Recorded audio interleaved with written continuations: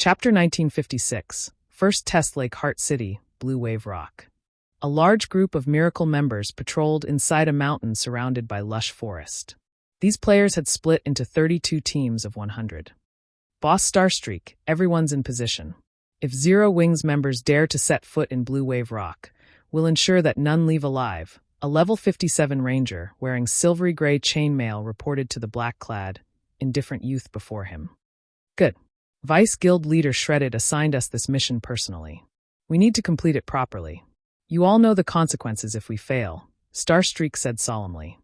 Shredded's soul was well known for his strict nature. He'd even demote the guild's peak experts if they didn't handle a mission properly, not to mention lower-ranked members. Hence, the guild members had given him the title Demonic Vice Guild Leader. Boss, rest assured. Zero Wing can't even dispatch enough members to serve as a warm-up. Besides, you're in command this time.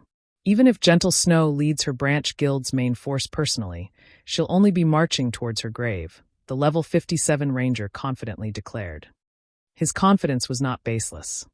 Although Shredded Soul was a strict vice guild leader, he was also a careful person. All of the 32 teams he had dispatched to Blue Wave Rock were expert teams, with over 1,000 expert players. Over 100 among them were also Tier 2 players. The peak assassin expert, Starstreak, was even in command, and his assassination and tracking standards were first-rate. For other peak experts were participating in the operation as well. Zero Wing had only sent a 100-man team to Blue Wave Rock, and based on the latest reports, the team only had 20 Tier 2 players. Even if the remaining 80 players were experts, defeating Zero Wing's team would be a piece of cake. While Miracle's forces waited for Zero Wing to fall into their trap, the 100-man team had rested in a forested area a short distance away for some time now. Boss Fierce, Blue Wave Rock is just ahead. My guess is that Miracle's army has been hiding there, waiting to ambush us. Are we really going in there? A level 57, Tier 1 assassin asked nervously as he looked towards Blue Wave Rock. In truth, Gentle Snow hadn't sent them here for a quest, but to fight Miracle's members. However, although the team had 20 Tier 2 experts, the rest were elite members. These elite members might hold their own against first-rate guild's elites, but they'd be lucky to defeat a super-first-rate guild's elite members in a one-on-one, not to mention Miracle's army. The 80 elite players likely wouldn't even survive against one of Miracle's expert parties. This is the mission we've been assigned, so yes, we're going there. Fortunately, your job doesn't involve fighting. You guys only need to scout the area and figure out Miracle's movement pattern. Leave the fighting to us, Fierce Snake said. All right, we've recovered most of our stamina. It's time to move out. This operation would test the basic combat device's effects. And since that wouldn't be easy to determine in large-scale combat involving thousands of players, Gentle Snow had deliberately chosen Blue Wave Rock as the battlefield. Not only did dense forests surround the area, but its terrain was also quite complex. This was a perfectly suitable area for a small force to employ guerrilla tactics. Moreover, Miracle wouldn't be foolish enough to mobilize tens of thousands of players just to catch a 100-man team. They could fight and retreat freely in Blue Wave Rock, and Miracle's members wouldn't be able to do anything about it. But as a precaution, the entire 100-man team consisted of assassins. These assassins were responsible for scouting Blue Wave Rock and preventing a situation where the Tier 2 players were surrounded and killed. After all, Tier 2 players were important assets to the guild. They must not be lost. When Fierce Snake finished speaking, the 80 Tier 1 assassins went into stealth and dispersed. Fierce Snake and the Tier 2 players then moved as a 20-man team. After wandering Blue Wave Rock for around 20 minutes, the scouting assassins located 4 100-man teams. The closest among them was less than 1,000 yards from Fierce Snake's team, while the farthest was within 4,000 yards. At this distance, the farthest team would need 10 minutes at most to reinforce the closest force. Everyone, equip your combat devices. The 100-man team ahead will be our first test subjects. Fierce Snake commanded after verifying the scouting team's locations. Zero Wing's Tier 2 experts then eagerly retrieved the basic combat devices they had been assigned and used them.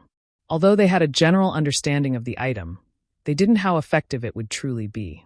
Moreover, they had signed confidentiality contracts, which would force them to delete their accounts should they leak any information, to take part in this operation. This feels amazing.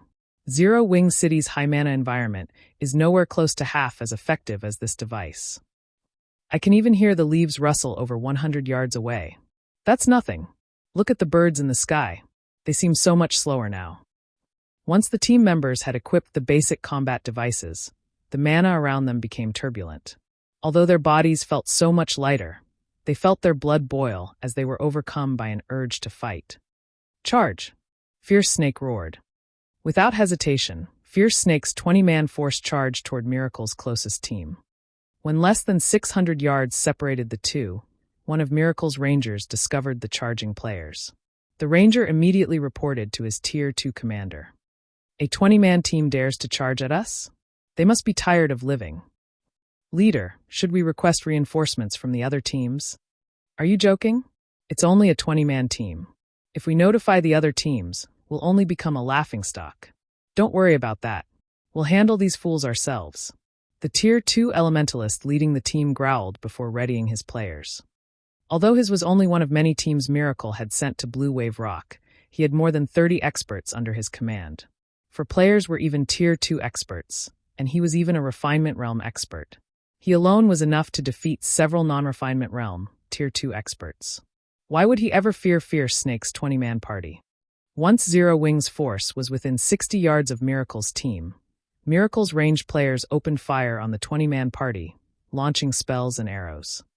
Despite the numerous attacks descending on his players, neither Fierce Snake nor his companions showed any intention of dodging the incoming attacks.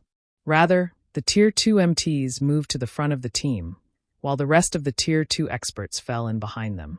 The party then charged into the bombardment. Boom, boom, boom. A rain of spells and arrows showered Zero Wing's Tier 2 MTs. However, the results left Miracle's members dumbfounded. Not only did the 3 MTs block every one of their attacks with their shields, but they also retained all of their HP after doing so. Before Miracle's members snapped out of their daze, Fierce Snake reached the enemy melee players and brandished his level 55 dark gold ranked battle axe. Boom! A violent storm sent several players flying back by over a dozen yards, losing a significant chunk of their HP. The difference in strength was clear. The rest of Zero Wing's Tier 2 players had also spread out, pouncing on Miracle's members like starving tigers. Zero Wing's players dodged Miracle's attacks without much effort, even the Tier 2 experts' attacks. With Zero Wing's strength and speed advantages, Miracle's Tier 2 experts were forced to retreat.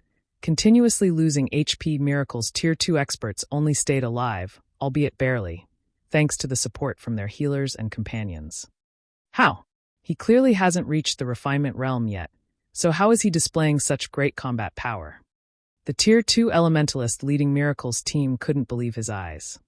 Although Fierce Snake had higher basic attributes, the man's attributes were high enough to keep him on the run.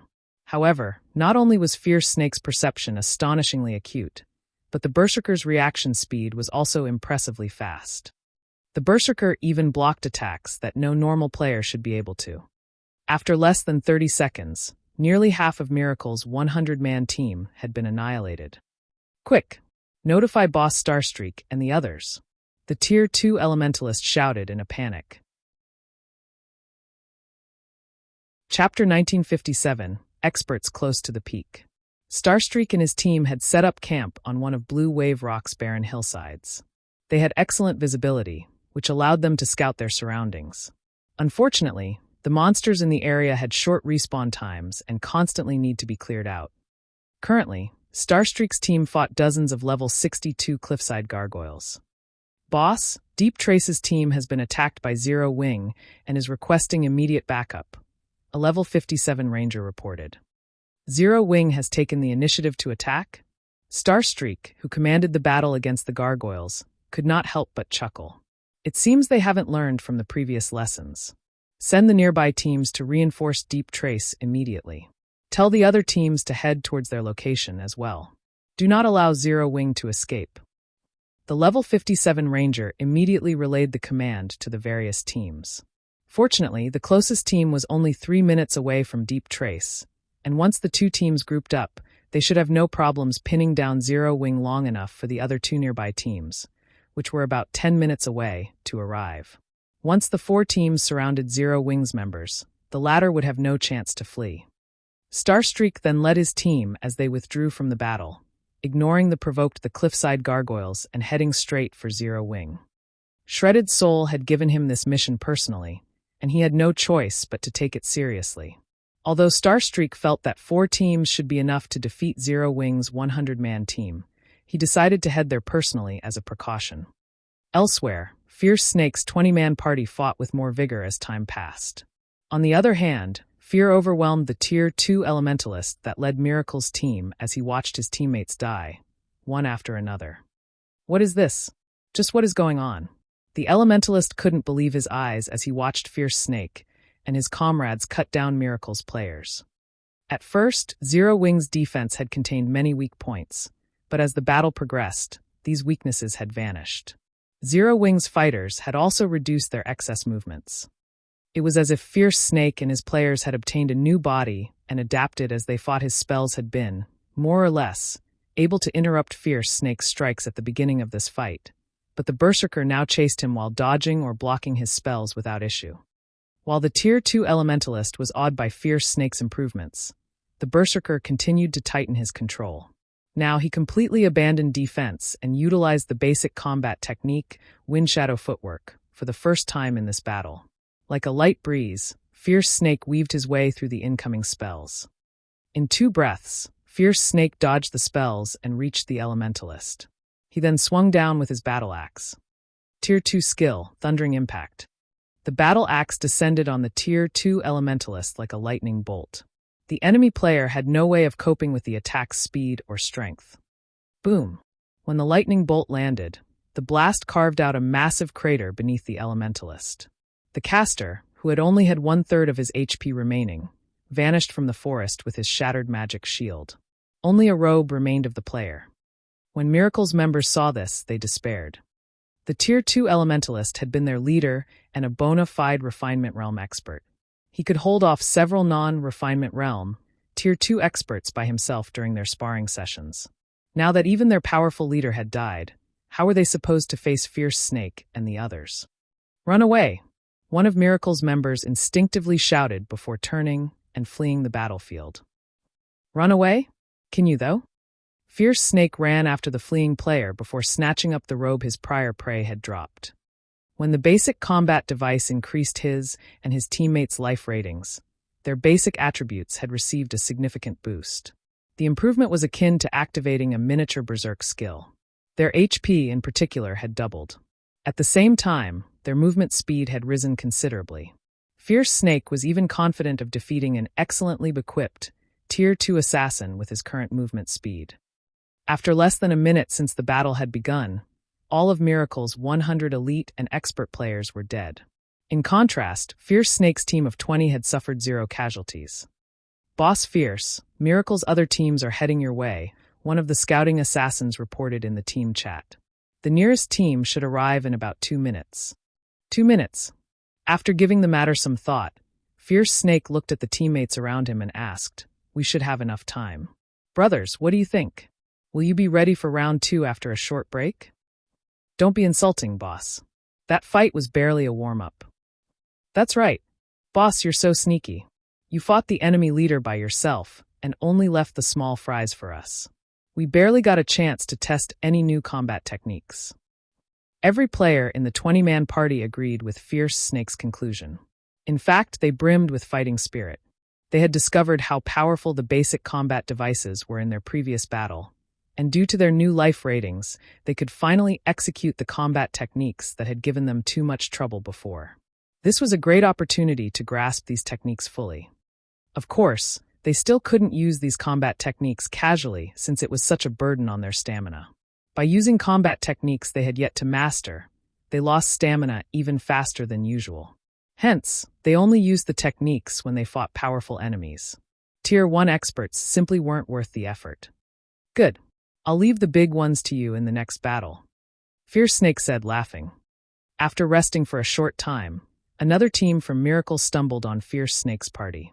However, before the new arrivals could get a grasp of the situation, Fierce Snake and his players charged toward them. Fierce Snake's party had already adapted to the basic combat device's effects, so they eliminated the second miracle team with far more efficiency. Once their enemies were dead, they retreated from the battlefield. By the time the third and fourth miracle teams arrived, only an empty battlefield was there to greet them. What did you say? Zero Wing killed 2 teams with just 20 people? Starstreak paled when he heard his subordinates report.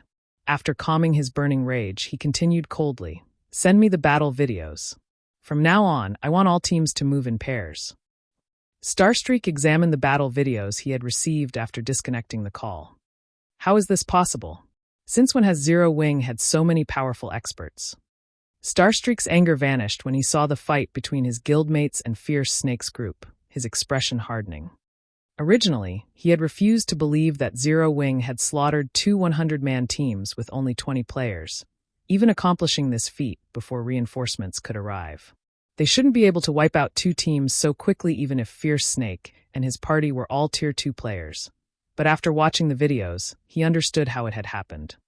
Although Fierce Snake and the others had not reached the refinement realm, their combat power nearly rivaled that of peak experts due to their attributes, extraordinary perception and reaction time, and combat techniques.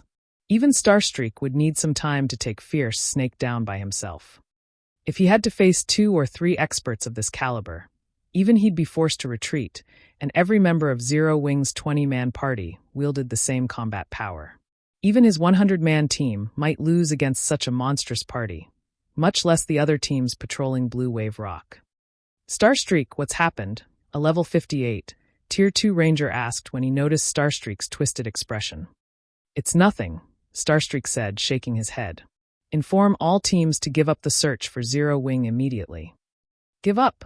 But we have orders from Vice Guild Leader Shredded." The ranger stared at Starstreak in astonishment. "I understand. I'll report the situation to the Vice Guild Leader personally," Starstreak said, nodding. "Even so, shouldn't you give us a reason?" the ranger asked. "A reason?" Smiling bitterly, Starstreak responded. "What if I tell you that the 20-man team we're chasing consists of experts with the combat power to rival peak experts? Is that enough of a reason?" "What a joke. If their remaining 3,000 members worked together to fight Zero Wing's 20-man party head-on, it might be a different story, but trying to catch 20 peak experts in this forest was impossible. Even though Blue Wave Rock's forest wasn't particularly large, they'd still need 10 times their current manpower to accomplish such a feat. Chapter 1958. Promotion to Intermediate Master Black Dragon Empire, Lake Heart City. Several guild elders and over a dozen upper echelons occupied the guild leader's office within Miracle's temporary residence. They all quietly and carefully watched the emaciated, middle-aged man before them. This man was none other than Shredded Soul, one of Miracle's mythical existences. Although the people present were all peak experts, they were tense with fear as Shredded Soul's aura washed over them. The tension in the room was all due to the message Starstreak had just sent. Has Starstreak gone mad? He only has to take out 100 Zero Wing members. Yet he dares to retreat despite having over 3,000 players under his command? Doesn't he know that the Vice Guild Leader hates retreating more than anything? This is the first time I've seen the Vice Guild Leader so angry. Hopefully, Starstreak's punishment won't be crippling. The upper echelons whispered amongst themselves as they gazed at Shredded Soul's frosty expression. They all agreed that Starstream must be tired of living in God's domain. Shredded Soul's authority in the guild was only second to the guild leaders, and while the other Vice Guild leaders had command of their subordinates, the man before them could mobilize any player in Miracle. Even the guild's trump card legions were forced to follow Shredded Soul's commands. Shredded Soul even had the authority to remove guild elders from their positions as long as he had enough reasoning to do so, let alone regular guild members. Even the other Vice Guild leaders feared this man. But there was no helping it. Shredded Soul was responsible for major contributions to the guild, and all of the guild's founding elders and the guild leader stood behind his authority. A chill ran down the various upper echelons' spines as they thought about Starstreak's opposition to Shredded Soul's command. After a long moment of tense silence, Shredded Soul finally seemed to relax. The watching crowd then released a sigh of relief. Good. Very good. Shredded Soul's lips curled as he read the report from Starstreak. I have underestimated Zero Wing. It's no wonder why such a small guild dares to provoke Miracle. Vice Guild Leader, what happened? Is there something unique about this 100-man team from Zero Wing? One of the upper echelons asked curiously. Shredded Soul had clearly been furious about Starstreak's decision to flee from Blue Wave Rock a moment ago, but after reading the follow-up report, the Vice Guild Leader actually smiled. Those that knew Shredded Soul knew what his smile meant. He had either found something interesting or an opponent that he considered appropriate. Take a look for yourselves, Shredded Soul said as he input the report and displayed the information before the crowd. He then played the battle video involving Fierce Snake and the other Tier 2 Zero Wing experts. As Fierce Snake and his comrades fought the first team, their movements were clumsy but had visibly improved during the fight against the second team. Even when facing Miracle's Tier 2 Refinement Realm experts in a one-on-one, Fierce Snake and the others had gained the upper hand, slowly whittling down their opponents. Every member on Zero Wing's 20-man team wielded combat power that rivaled Miracle's peak experts. How is that possible? How does Zero Wing have so many experts with peak-level combat power? Based on our information, although Zero Wing is stronger than the average first-rate guild, it has less than 10 peak experts. How did it suddenly gain an additional 20? Miracle's upper echelons watched Fierce Snake and his team fight with wide eyes. After watching the videos, they realized why Starstreak had ordered a retreat. With the forces under his command, facing 20 experts with peak-level combat power who used guerrilla tactics would be suicidal. Even a team of several hundred players would be helpless against 20 peak experts. If they wanted to hunt these players down in the field, they'd have to dispatch 1,000-man teams for the search and several tens of thousands for the fight. Notify Starstreak that his forces are allowed to retreat, Shredded Soul said calmly. Vice Guild Leader, Zero Wing is clearly trying to put on a show. Are we just going to let them get away with this? One of Miracle's upper echelons asked. With the forces Miracle had sent to the Black Dragon Empire, cordoning off Blue Wave Rock and hunting down Zero Wing's team was entirely possible. We are Miracle. We do not need such wasteful tactics to eliminate Zero Wing. Since the guild wants to show off its abilities in guerrilla warfare, we'll do the same. Shredded Soul snapped, smiling. Split up our forces and have them deal with Zero Wing's members. Rather than focusing on the areas around Lake Heart City, we'll target every Zero Wing player in the Black Dragon Empire. I want to see who can rack up the most kills.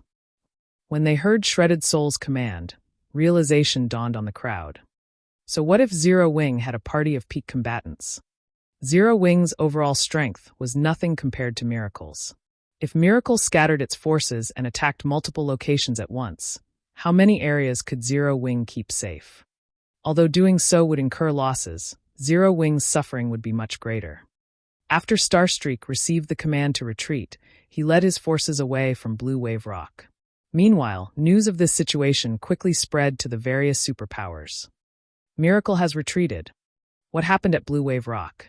Miracle's retreat surprised the various superpowers, and they immediately ordered infestations on the battle at Blue Wave Rock. However, when the reports came in, the superpowers that had been watching the war between Zero Wing and Miracle were astonished. They had never considered that Zero Wing had such a sturdy foundation. They also marveled at Zero Wing's performance. They hadn't expected Shredded Soul to suffer such a loss, albeit a minor one, at Zero Wing's hands. It had been a long time since a non-superpower had accomplished such a feat. When Phoenix Rain, who was busy on Thunder Island, received the news, she was stunned. Unyielding Heart and Illusory Words, who explored an ancient ruin in the Dark Knight Empire, were astonished as well. However, Shifeng, who toiled in Zero Wing City's Candlelight trading firm, remained wholly ignorant of the matter, thoroughly absorbed in forging basic combat devices. After over a day of work, Shifeng received a system notification. System. Strengthened basic combat device has been successfully manufactured. Forging proficiency increased by 5 points. Obtained 368,000 EXP. System. Congratulations. You have been promoted to an intermediate master forger. Chapter 1959. Forging Treasure Chest. Finally, Shifeng cried out when he heard the system notification. Intermediate Master Forger. This was a huge threshold for forgers to cross. Although it was extremely difficult to become a Master Forger, with how many players God's Domain had, quite a few were capable of reaching the master rank. However, the majority of these master forgers would grind to a halt at the basic master rank. A forger would only receive the various superpowers' attention after becoming an intermediate master. Meanwhile, to the various superpowers, basic master forgers were simply qualified to join them. Only by becoming an intermediate master forger could players craft truly powerful war weapons. In addition, only intermediate master forgers and above could producing top-tier dark gold weapons and equipment for expert players. After all, even among dark gold weapons and equipment, there was a considerable difference between the basic attributes and additional effects they provided. Take the level 55 to 60 dark gold equipment he forged using the standardized designs he had acquired from Titan City, for example. Despite being at the dark gold rank, those pieces were nothing compared to ordinary dark gold equipment of the same level that dropped from bosses. They were only slightly stronger than fine gold equipment of the same level. Moreover, a forger qualified to produce epic weapons and equipment after becoming an intermediate master. In contrast, basic master forgers could only produce dark gold weapons and equipment, at best. Moreover, they would be limited to forging the most ordinary dark gold ranked items, since they'd have such a low success rate when attempting to craft top-tier weapons and equipment of the same rank. While a basic master had a chance of successfully producing epic weapons and equipment, in theory, not even the various superpowers would be willing to front the production costs. They'd only tolerate an intermediate master forger's success rates. Now that Shifeng was an intermediate master forger, he could finally begin production for the Guardian puppet. Now, all he needed to do was to stockpile the necessary materials to mass-produce it. Once he had amassed enough Guardian puppets, not only would Zero Wing be capable of defending its territories, but it could also afford to relax its guard. The guild would be able to fight the evil god's temple in the fields. Even capturing Ancient Rock City would be possible. Shortly after Shifeng received the notification informing him of his subclass's new rank, a second notification reached his ears. System, congratulations. You are the first player to become an intermediate master forger in Starmoon Kingdom. Rewarding 1 silver forging treasure chest and humanity reputation plus 50. A silver forging treasure chest? Surprise flashed in Shifeng's eyes as a silver chest, studded with a 5-colored gemstone, appearing in his bag space. At this stage of the game, players were ignorant of forging treasure chests. However, all forging players had dreamed of acquiring one during his previous life. As the name suggested, forging treasure chests contained items specifically for forgers, such as secret forging techniques, forging designs, and various forging tools. In the past, there had even been rumors that these chests could drop mysterious flames. To forging players, forging treasure chests were far more valuable than ordinary treasure chests. Normally, players had to complete high-ranked quests for their subclass to obtain such a treasure chest, and even then, the quests normally only awarded bronze forging treasure chests. Shifeng had only ever heard of the silver version. He had never seen one personally. He had never thought that he would receive such a reward for being the first person to become an intermediate master forger in Starmoon Kingdom. Immediately, Shifeng removed the silver forging treasure chest from his bag and activated Divine Providence. When Shifeng opened the treasure chest, the lid slowly lifted. A dazzling, 5-colored light escaped the chest, illuminating the forging room. When the glow eventually faded, 2 items appeared before Shifeng. One was a hammer engraved with dark purple runes, while the other was an old book. When Shifeng tried to inspect the items, all they would reveal was the word unknown. These are, after Shifeng appraised both items with omniscient eyes, he could not help but stare at the items with wide, surprised eyes. Magic Refining Hammer, Dark Gold Rank. Durability 200 out of 200. Equipment Requirement, Master Forger. Increases production speed by 10%. Success rate when producing items below epic rank by 5%, and success rate when producing items at epic rank by 2%. 100 Refinement Gold Design. 100 Refinement Gold has a certain chance of granting weapons and equipment below epic rank the metallic reinforcement buff, strengthening the item by 10%. Each weapon or equipment piece can only be strengthened once. Players are allowed to equip a maximum of 3 weapons and equipment with the metallic reinforcement buff at a time. Amazing! It's no wonder why there had barely been any information about silver forging treasure chests in the past.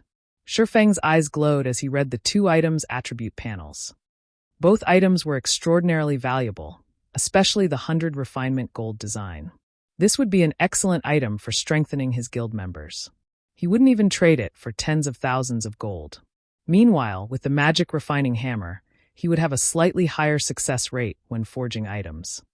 Following which, Shifeng notified Aqua Rose and had her collect large quantities of the necessary materials for the Guardian Puppet. Meanwhile, he intended to continue his work with the basic combat devices. Zero Wing urgently needed more of these devices. Miracle had withdrawn from the Zero Wing members who wielded basic combat devices, but it had redirected its focus to whittling down the guild's forces in the Empire. This situation had given Gentle Snow a massive headache. Although he had focused on forging the basic combat devices to produce more temporary peak experts, he could only craft around 200 devices each day. He was also expending a ridiculous number of magic crystals to do so. If Aqua Rose hadn't already arranged the necessary manpower to mine the manatite vein, which earned the guild tens of thousands of magic crystals every day, he would have likely emptied Zero Wings reserved in a single day. Furthermore, he had to take breaks from time to time. He couldn't perform such high-intensity work without rest. Unfortunately, each basic combat device could only last 12 hours. If he wanted to ensure the safety of Zero Wings members during the day, he'd need to equip each Tier 2 expert with 2 or 3 devices. In other words, Zero Wing could only maintain around 100 peak experts in the fields. With how large the Black Dragon Empire was, it was impossible to safeguard all of Zero Wing's members as they operated in various locations. As a result, they had to prioritize a few important leveling maps. Sadly, it was no longer possible to gather Zero Wing's members in a select few maps. Due to Zero Wing's constant expansion, the branch guild had too many members. Meanwhile, each map could only accommodate a limited number of players. Overly saturating a map would only impede the guild members' development. Hence, Zero Wing sustained significant losses. The guild's foundation wasn't strong enough, and there was no comparison between the number of experts in Zero Wing and those in Miracle. Zero Wing had already suffered over 10,000 casualties. In contrast, Miracle had suffered less than 2,000 casualties. The difference was clear. Although Shifeng had considered sending Fire Dance and the other main force members as reinforcements, Silverwing Town's defenses also required a large number of experts. This put the guild in an awkward position. Fortunately, things had taken a turn for the better. Even with the various support tools at his disposal, he had only pushed his forging success rate to around 50%. But now that he was an intermediate master forger and had the magic refining hammer, his success rate had risen to 70%. Moreover, his production speed had increased by at least 25%. Overall, he could forge nearly twice as many basic combat devices in the same amount of time. In other words, he could craft around 400 devices each day, which would allow him to double the patrols in the Black Dragon Empire. Time passed quickly. After working for an entire day, Shifeng had finally produced 400 basic combat devices. Among them, 21 were strengthened basic combat devices. Suddenly, Gentle Snow contacted Shifeng, asking, "Guild leader, have you finished forging the basic combat devices yet? Our current device's duration is almost up. If we can't restock, our operations will crumble."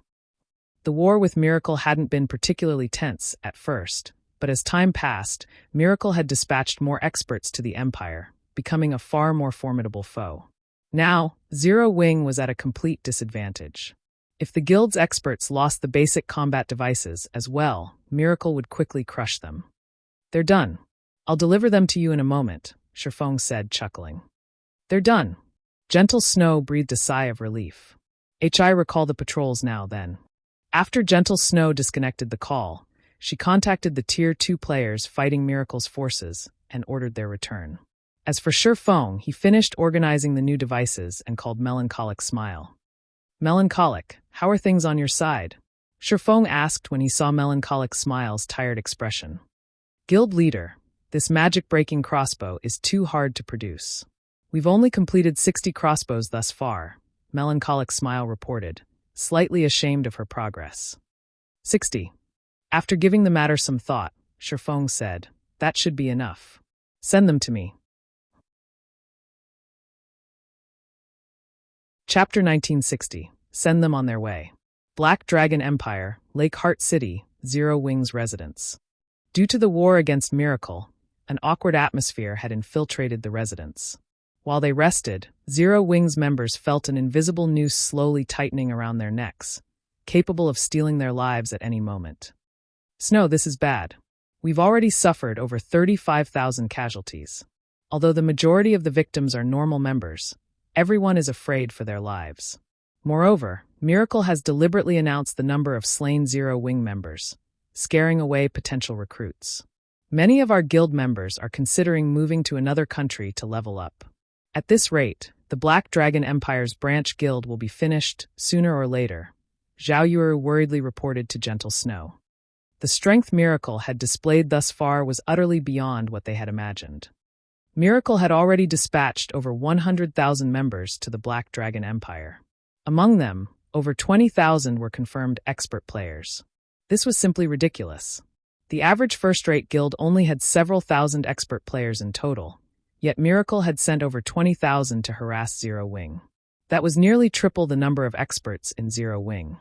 To make matters worse, Miracle had rapidly improved the quality of its forces. In the last 2 days alone, the enemy guild had dispatched more than 1,000 Tier 2 players to the Empire. In contrast, Zero Wing had only slightly increased the number of Tier 2 players under its command. Furthermore, Miracle had bolstered its forces with plenty of Refinement Realm experts, dispatching more of these players than the number of experts Zero Wing had equipped with basic combat devices. In addition, Miracle still had various guild elders, none of which had made a move yet. No matter how she looked at it, this difference between them and their enemy was impossible to overcome. None of those factors are our main problem right now. I've just received a report stating that Miracle's performance has encouraged a number of the Empire's powers, and they've begun to move against us, Gentle Snow said, a cold glint flashing in her eyes. These little powers are normally neutral, but now that they realize that we are slowly losing to Miracle, they are taking advantage of the situation to kick us while we're down. Some have even started to mock us on the forums, demanding a decisive battle in the Ice Jade Forest. They wouldn't have been forced into such a passive state if their only enemy had been Miracle. While it was true that Miracle had sent over 100,000 players to the Black Dragon Empire, Zero Wing's branch guild still had the numerical advantage. However, Miracle wasn't the only power to target Zero Wing. Many of the Empire's large guilds had pegged them as an enemy as well, boosting Miracle's momentum in this war. Upon hearing this, Zhao Yueru's expression darkened. If this were true, Zero Wing's branch guild in the Black Dragon Empire was on the path to destruction. The other guilds are kicking us while we're down? Shifeng, who had just entered the room, frowned as he overheard the two women's conversation. Emichem. Gentle Snow nodded as she turned to Shifeng. They aren't fools, guild leader. They know that we cannot afford to face Miracle head-on, resorting to guerrilla tactics. Hence, they're boldly ambushing our guild members. However, if we dispatch our forces to deal with these interlopers, either they'll notify Miracle or Miracle will hear of it from their spies, setting up an ambush for our reinforcements. We have already lost nearly 3,000 experts thanks to these little powers' interference. With the branch guild's strength, Zero Wing could easily deal with these large guilds, but they were using themselves as bait to lure Zero Wing's experts in for Miracle. Zero Wing couldn't simply dispatch a small group of experts as reinforcements, since these large guilds employed 1,000-man teams for their ambushes. Yet if their guild dispatched an equally large force, Miracle would discover their movements immediately and use the opportunity to cripple Zero Wing. This was the cause of her current headache. Whether Zero Wing fought or not, it would suffer. Snow, gather 1,000 experts in the residence. Smiling, Shifeng continued. Since Miracle wants a frontal confrontation, and we have enemies who want to act like bait, we'll fulfill their wishes. But Gentle Snow wondered if Shifeng truly understood Miracle's situation when he issued his command, but before she could dissuade him, he sent her a trade request, dropping a large number of basic combat devices and magic-breaking crossbows into the trade window. After taking a look at the total numbers, Gentle Snow was dazed. She couldn't believe her eyes. 400 basic combat devices. They could dispatch 200 peak experts to the Black Dragon Empire's various maps for an entire day with so many devices. There were also the magic-breaking crossbows to consider. The Crossbows attacks had the power of Tier 3 attacks. A direct hit would guarantee an instant kill. Even if the target blocked the attack, the impact would still be significant. Most importantly, the Magicbreaking crossbows could easily be carried and used.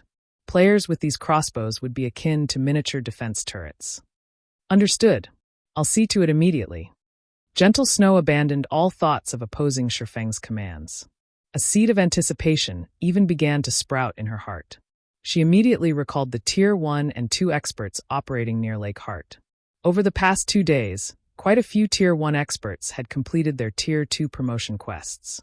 Since the branch guild in Lake Heart City urgently needed experts, the new Tier 2 players were sent here. As a result, more than 500 Tier 2 experts operated around Lake Heart City right now. Even after deducting the Tier 2 experts that had been sent to protect the guild's leveling maps, gathering 200 of these experts on short notice wouldn't be a problem.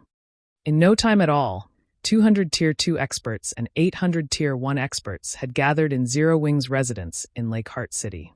Shifeng gave each of the Tier 2 experts a basic combat device and distributed the 60 Magicbreaking crossbows amongst the Tier 1 rangers, who were particularly skilled with long-ranged attacks.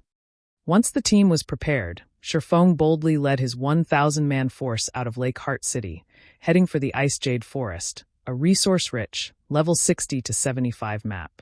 This was also where Zero Wing's members encountered miracles most often. Meanwhile, in one of the high-class restaurants around Lake Heart City's Central Plaza. Just what is Black Flame thinking?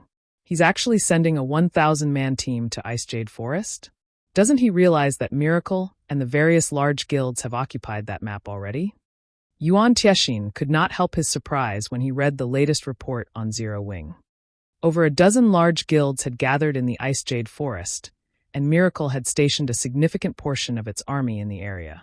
There should be more than 150,000 players in the forest at the moment, and they were all elite and expert players.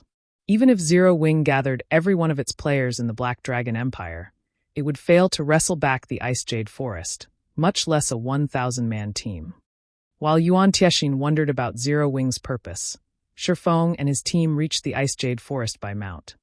Guild leader, we discovered a team raiding a field boss. It has roughly 3,000 players.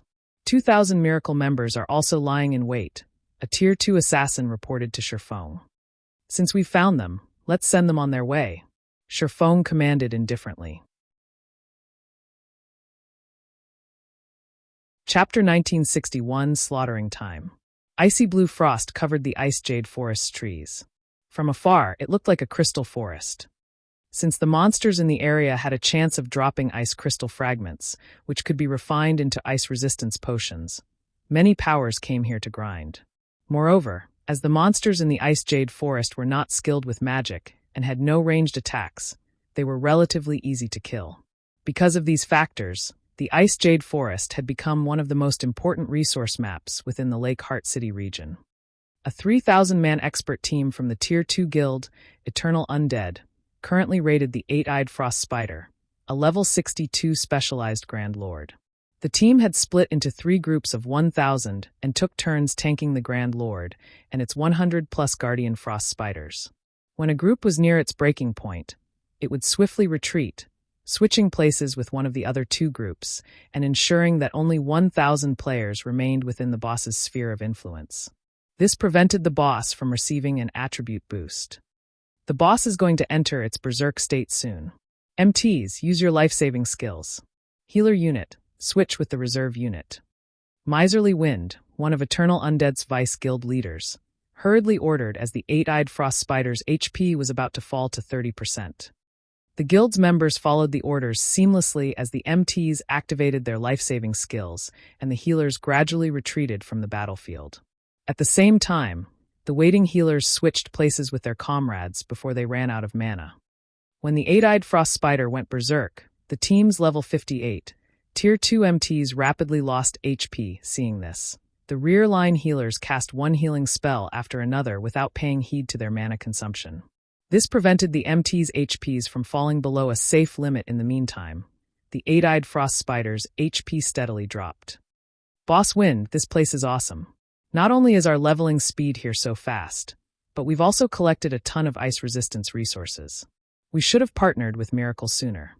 The guild might have given us a spot in the inner region, a level 58, Tier 2 Oracle said excitedly as he watched the near-dead, eight-eyed frost spider. The guild leader has his own concerns.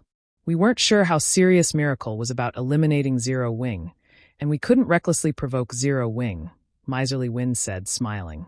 But now that we know how furious Miracle is with the guild and that it fully intends to annihilate Zero Wing, we don't have to worry about them. Even if we are bait, Zero Wing won't dare to attack us, and we can grind in such a resource-rich area in return. I actually hope that Zero Wing comes looking for a fight. If they do, we'll be able to earn some extra income, the Tier 2 Oracle said as he licked his lips in anticipation. That isn't likely. Zero Wing should know that it has no place in the Ice Jade Forest anymore. Of course, Miracle has cut the guild off from every map in the Lake Heart City region. Not just the Ice Jade Forest. If Zero Wing dares to dispatch a force to any of these maps, Miracle will destroy it. However, Zero Wing will crumble sooner or later, regardless of what it does. Now that the various large guilds are provoking Zero Wing on the official forums, its reputation will suffer if it refuses to respond. If the situation drags on, no player will want to be a member of the guild, Miserly Wind said, chuckling. Once Zero Wing is gone, our guild can garrison in Lake Heart City and enjoy a share of the Ice Crystal World's profits. Just as the eight-eyed frost spider was about to die, Shifeng's 1,000-man team had sneaked within 2,000 yards of Eternal Undead's army. The team's 200 Tier 2 experts led the charge against Eternal Undead on their mounts, while the remaining 800 experts followed on foot. Eternal Undead's scouting rangers immediately noticed the commotion and reported back to the team. Boss Wind, we found Zero Wing's members. They're charging toward our team. The oracle beside Miserly Wind exclaimed as he read the scout's message. What? Have Zero Wing's members lost their minds? The news confused Miserly Wind. How many are there? It's a 1,000-man team, the Tier 2 oracle said. A 1,000-man team? Miserly Wind chuckled. Zero Wing sorely overestimates itself. It dares to charge at us with just 1,000 players? Do they think that Eternal Undead is a guild of pushovers? Tell our players to finish the boss quickly and prepare to greet Zero Wing's team. This is our guild's chance to bolster our fame in the Black Dragon Empire. We mustn't let Miracle's members take it from us. Among his 3,000 players, 1,500 were experts and 40+ were Tier 2 players. Miserly Wind was not worried about Zero Wing's assault at all. When Zero Wing's 1,000-man team was less than 500 yards away from Eternal Undead's, the latter finally defeated the eight-eyed frost spider. Under Miserly Wind's command, Eternal Undead's members then fell into a defensive formation to greet the enemy guild. Attack! Our chance to get rich has come. Miserly Wind shouted when less than 100 yards separated the two forces. The battlefield glowed with countless lights as spells and arrows flew to meet Zero Wing's Tier 2 experts as they led the charge. Kill them! Fierce Snake bellowed when he saw the incoming attacks. He brandished his battle axe, slamming it on the ground before him. The earth split, and walls of rock and dirt rose up before Fierce Snake, stopping the spells and arrows that targeted his players. Zero Wing's other Tier 2 players didn't bother to dodge the incoming attacks, either. Like Fierce Snake, they blocked every attack without fail. Although some of the incoming attacks included Tier 2 spells and skills, they posed no threat to Zero Wing's Tier 2 players due to the basic combat device's effects. With little to no effort, Zero Wing's Tier 2 players stopped one wave of attacks after another, soon reaching Eternal Undead's defensive wall. The defensive wall Eternal Undead's MTs had formed was practically non-existent to Fierce Snake and his comrades. With a single attack, each of Zero Wing's Tier 2 melee players sent multiple MTs flying. In the blink of an eye, Fierce Snake and the others broke through Eternal Undead's defensive wall and pounced on the ranged players like hungry lions pouncing on a flock of sheep. Eternal Undead's Tier 1 players lasted no more than a handful of hits before Zero Wing's enhanced Tier 2 experts, and the enemy guild's Tier 2 experts were no exception. The difference between their basic attributes was already massive, and after including physique, reaction speed, and several other aspects, Eternal Undead's members stood no chance against these Zero Wing experts. Even though Eternal Undead's healers frantically cast their healing spells, they couldn't stop the rapid drain on their allies' HPs. After a brief moment, Over 500 of Eternal Undead's players were dead, their bodies transforming into streaks of light and fading from the ice jade forest. How is this possible? Miserly Wind's eyes widened in shock, paling as he watched his guild's experts die, one after another. He had never dreamed that his guild's experts would be so weak against Zero Wing's Tier 2 experts. In fact, not even Eternal Undead's Tier 2 players survived more than a few hits from Fierce Snake and his friends. However, Miserly Wind didn't know that Fierce Snake and his team had the combat power to rival peak experts. Naturally, 200 peak experts would have no trouble slaughtering 3,000 ordinary experts, and only half of Eternal Undead's team consisted of expert players. Upon seeing Zero Wing's remaining 800 players draw near, fear overwhelmed Miserly Wind. 200 of these players had already devastated his team. If another 800 players joined the fray, retreat. Everyone retreat to Miracle's teams.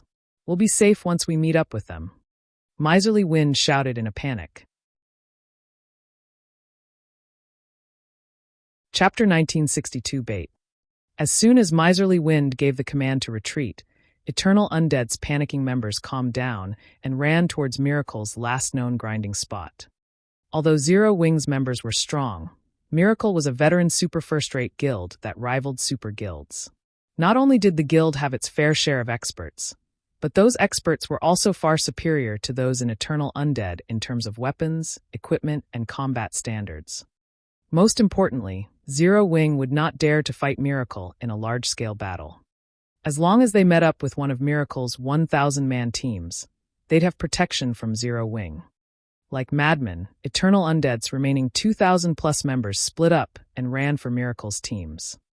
Fierce Snake and his companions were momentarily stunned as they watched their enemies flee. The battle hadn't even started 10 seconds ago, yet their opponents were already running for their lives. Boss Wind, I've contacted Miracle. It's sending its teams to our location now. The Tier 2 Oracle informed Miserly Wind, who wore a twisted expression. He could empathize with his leader. Of the 3,000 players their guild had dispatched, half were expert players, yet the moment they collided with Zero Wing, they had lost more than 300 of those experts. The guild only had a little over 4,000 expert players in total, and nearly 10% had died in the blink of an eye. This was a heavy blow to their guild. Notify everyone and tell them to lure as many Zero Wing members to Miracle's forces as possible. We cannot let Zero Wing off the hook after killing so many of our guild's experts. Miserly Wind growled as he glanced at the enemy players chasing him and his teammates. We'll meet up with Miracle and surround Zero Wing's team, slaughtering every one of its players. Their guild had lost too much in this battle, but the loss levels were only secondary. The lost weapons and equipment was far more important. The guild had used a lot of resources to acquire these items for their experts. Meanwhile, before they had collected a notable harvest from the Ice Jade Forest, they had lost so many assets. They had to get payback. Understood. I'll have the others maintain their distance from Zero Wing's members, the Tier 2 Oracle said, nodding. When he glanced back at Fierce Snake and the others, who still pursued Eternal Undead's players, he thought this was a good opportunity to recoup their losses. Let's see if Zero Wing can deal with a stronger force. Zero Wing was famed for its wealth. Its members were all very equipped. Since Zero Wing's members here had such high attributes, they definitely wore top-tier weapons and equipment. Although Miserly Wind's plan would increase the team's casualty count, it would be worth it if they could claim some of Zero Wing's weapons and equipment, bolstering their guild's main force. After saying so, the Tier 2 Oracle informed his teammates to slow down deliberately. By doing so, they would ensure that Zero Wing's members, who were forced to stop whenever they killed someone, could catch up. This would create the illusion that Zero Wing's members would eventually catch and kill every Eternal Undead member, encouraging Fierce Snake and his team to continue the chase. After another 1,000 yards or so, Eternal Undead had a little more than 1,600 surviving members. Miserly Wind's face contorted. He hadn't expected Zero Wing's members to be so ferocious. Boss Wind, look, the Tier 2 Oracle shouted excitedly as he pointed toward the large group of players in the forest ahead. Good. Have everyone get ready. When Miserly Wind saw the Miracle's mounted members, the sight rekindled his hope. This moment will determine whether or not our guild can progress in the Black Dragon Empire. When Eternal Undead's members saw Miracle's players, they stopped holding back and ran toward Miracle's forces at full power. As if they had prepared for this moment, Miracle's 2,000-man team split into two groups, one moving towards Fierce Snake and his companions, while the other moved to intercept Shurfeng's 800 players. Guild leader, Miracle's members have arrived, Fierce Snake, who led the charge, informed Shurfeng when he saw Miracle's members emerge from the forest ahead. They're finally here? Calmly, Shurfeng ordered. In that case, let's get started. We can finally get to work. Fierce Snake's eyes glowed with excitement. He then shouted through the team chat, "Brothers, it's time to earn our keep." Wonderful. I can finally get serious. This game of cat and mouse is over. Hey, leave some for me. I want to experiment with some basic combat techniques. Excitement shot through Zero Wing's members as they watched the fleeing Eternal Undead team. Suddenly, their movement speed skyrocketed, and they instantly closed the distance between them and their prey. They then used one skill after another. For a time, bright lights and explosions filled the forest. Zero Wing's Tier 2 experts instantly slew the enemy Tier 1 experts that had lasted a few moves against them previously. 200 of the 1,600-plus fleeing players fell in the blink of an eye. Despite fleeing with all of their power, Fierce Snake's team caught up with Eternal Undead's players in seconds. Following which, Eternal Undead's team member count decreased with lightning speed. After a short moment, less than 100 players remained alive from Eternal Undead. Due to this abrupt change, Miserly Wind, who had prepared to celebrate his plan's success, was dazed. However, Miserly Wind didn't know that Fierce Snake and his men had nearly as much combat power as peak experts because of their extraordinary basic attributes and physiques. Killing inferior players was a piece of cake. Fierce Snake and his team were even more efficient at hunting down and killing ordinary experts than true peak experts. How is this possible? How are they suddenly so strong? Miserly Wind was bewildered as he watched his guildmates fall, one after another, behind him. He didn't understand what was happening. Fierce Snake's team was superior to his in terms of combat methods, attack power, and movement speed. They fought like completely different people than they had in the earlier battle. As Miracle's members drew nearer, Miserly Wind thought of a possibility. Could it be? Have they been using us as bait to lure Miracle's members all this time? Chapter 1963. The Might of the Magic-Breaking Crossbows. Miserly Wind shuddered as he considered the possibility. He had never thought that Zero Wing was crazy enough to face Miracle head-on. But with another glance at the enemy players, he couldn't care less whether or not he and his team had been bait. All Miserly Wind could think of was escaping. At his level, he'd need several days of hard work to recover from a single death. Moreover, he wore higher quality weapons and equipment than the guild's other experts. If he lost one of his items, who knew how long it would take to find a replacement? Miracle's team was only 100 yards away now. As long as he met up with the approaching force, the fight would go on for some time, giving him the opportunity to get away, even if Miracle's army was no match for Fierce Snake and his monstrous players. As Miracle's forces drew closer, they spotted Eternal Undead's surviving members. Damn it! Zero Wing's team actually has the guts to kill our allies right before our eyes. Miracle's members wore sour expressions as they watched Eternal Undead's players die. They immediately increased their speed. Finally, once Miracle's members were within his attack range, Fierce Snake used Charge, reaching the enemy MTs instantly. He tightened his grip on his battle axe and swept the weapon in a horizontal arc. Tier 2 skill Bladestorm. With Fierce Snake as the center, a powerful storm brewed, enveloping a 20-yard radius and sending over a dozen MTs airborne. The attack interrupted Miracle's offensive charge on the spot. Zero Wing's other Tier 2 experts joined the fray without hesitation. Like a sharpened blade, they pierced Miracle's formation, diving for the team's core. With their advantage in basic attributes and physique, Miracle's 1,000-man team had no hope of stopping their advance. Only Miracle's Tier 2 experts were able to put up a fight, although barely. Zero Wing slaughtered their Tier 1 experts with very little effort. Meanwhile, Zero Wing's Tier 2 ranged players bombarded Miracle's rear line, preventing the enemy DPS from providing their comrades any support.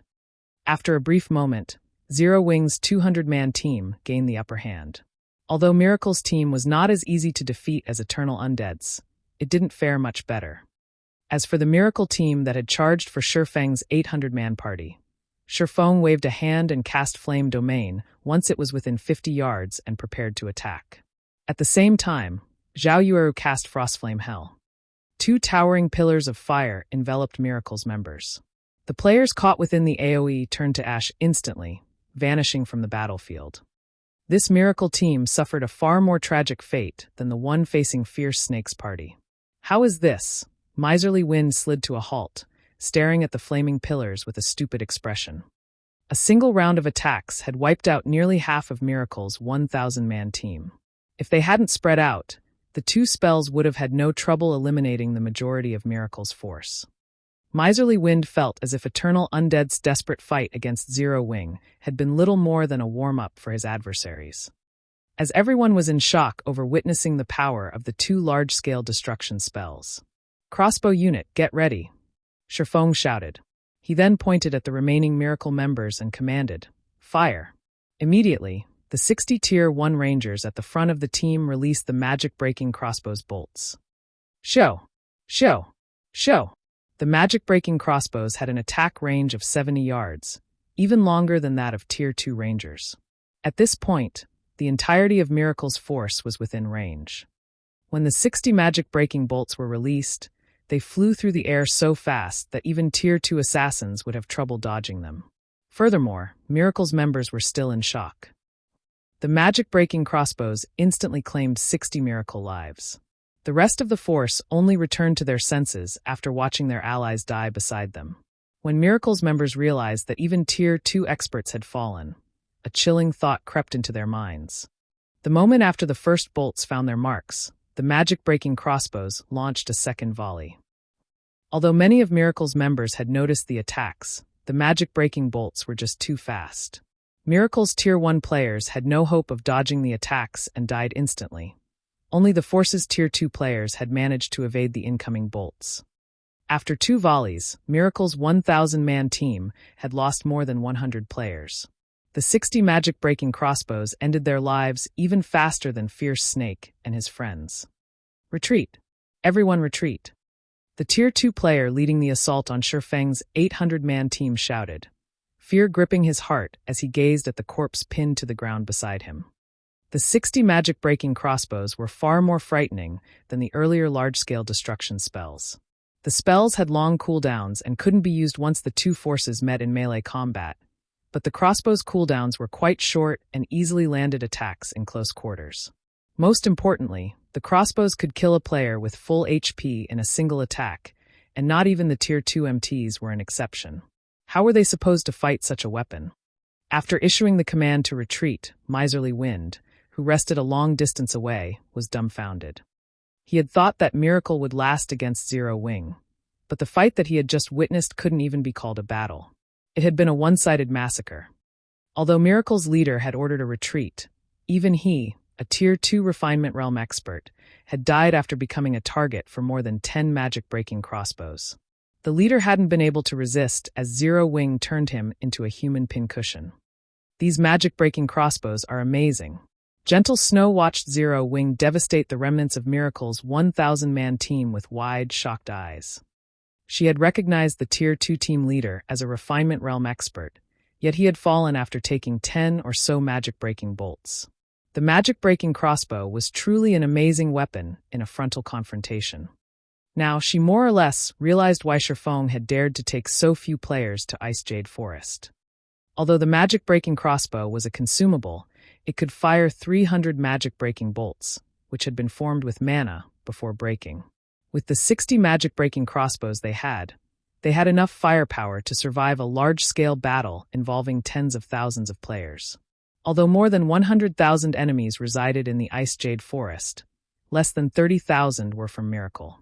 As long as they picked their fights carefully and only took on several thousand Miracle members at a time, they could end Miracle's tyranny in this map. Meanwhile, Fierce Snake and his companions chased down Miracle's fleeing members on the other side of the battlefield. Although Miracle's members desperately fled, Zero Wing's Tier 2 players held an absolute advantage in terms of speed. Miracle's members didn't get far before they died. Aside from a few players that had used instantaneous movement magic scrolls, none escaped death. "How'd it go?" Shifeng asked Fierce Snake as he watched the rest of the team loot the battlefield. "Unfortunately, a dozen or so got away, but we haven't had any casualties," Fierce Snake reported. "Good. Publish the video of the battle with Eternal Undead and Miracle on the official forums. Let's show the other guilds that if they want to kick us while we're down, Miracle won't be able to protect them," Shifeng said. "Understood," Fierce Snake nodded. Chapter 1964, Black Dragon Empire Shaken. The war between Miracle and Zero Wing was no longer a secret in the Black Dragon Empire. Almost every player in the Empire knew about it, and everyone had assumed that Zero Wing was doomed. Until now, no large guild in God's domain had survived a serious confrontation with a superpower. All of the lesser guilds had fallen in a short time, and Miracle had already placed a bounty on Zero Wing's experts and upper echelons. The offer was high enough to tempt many of the Empire's experts, and countless players had secretly taken action.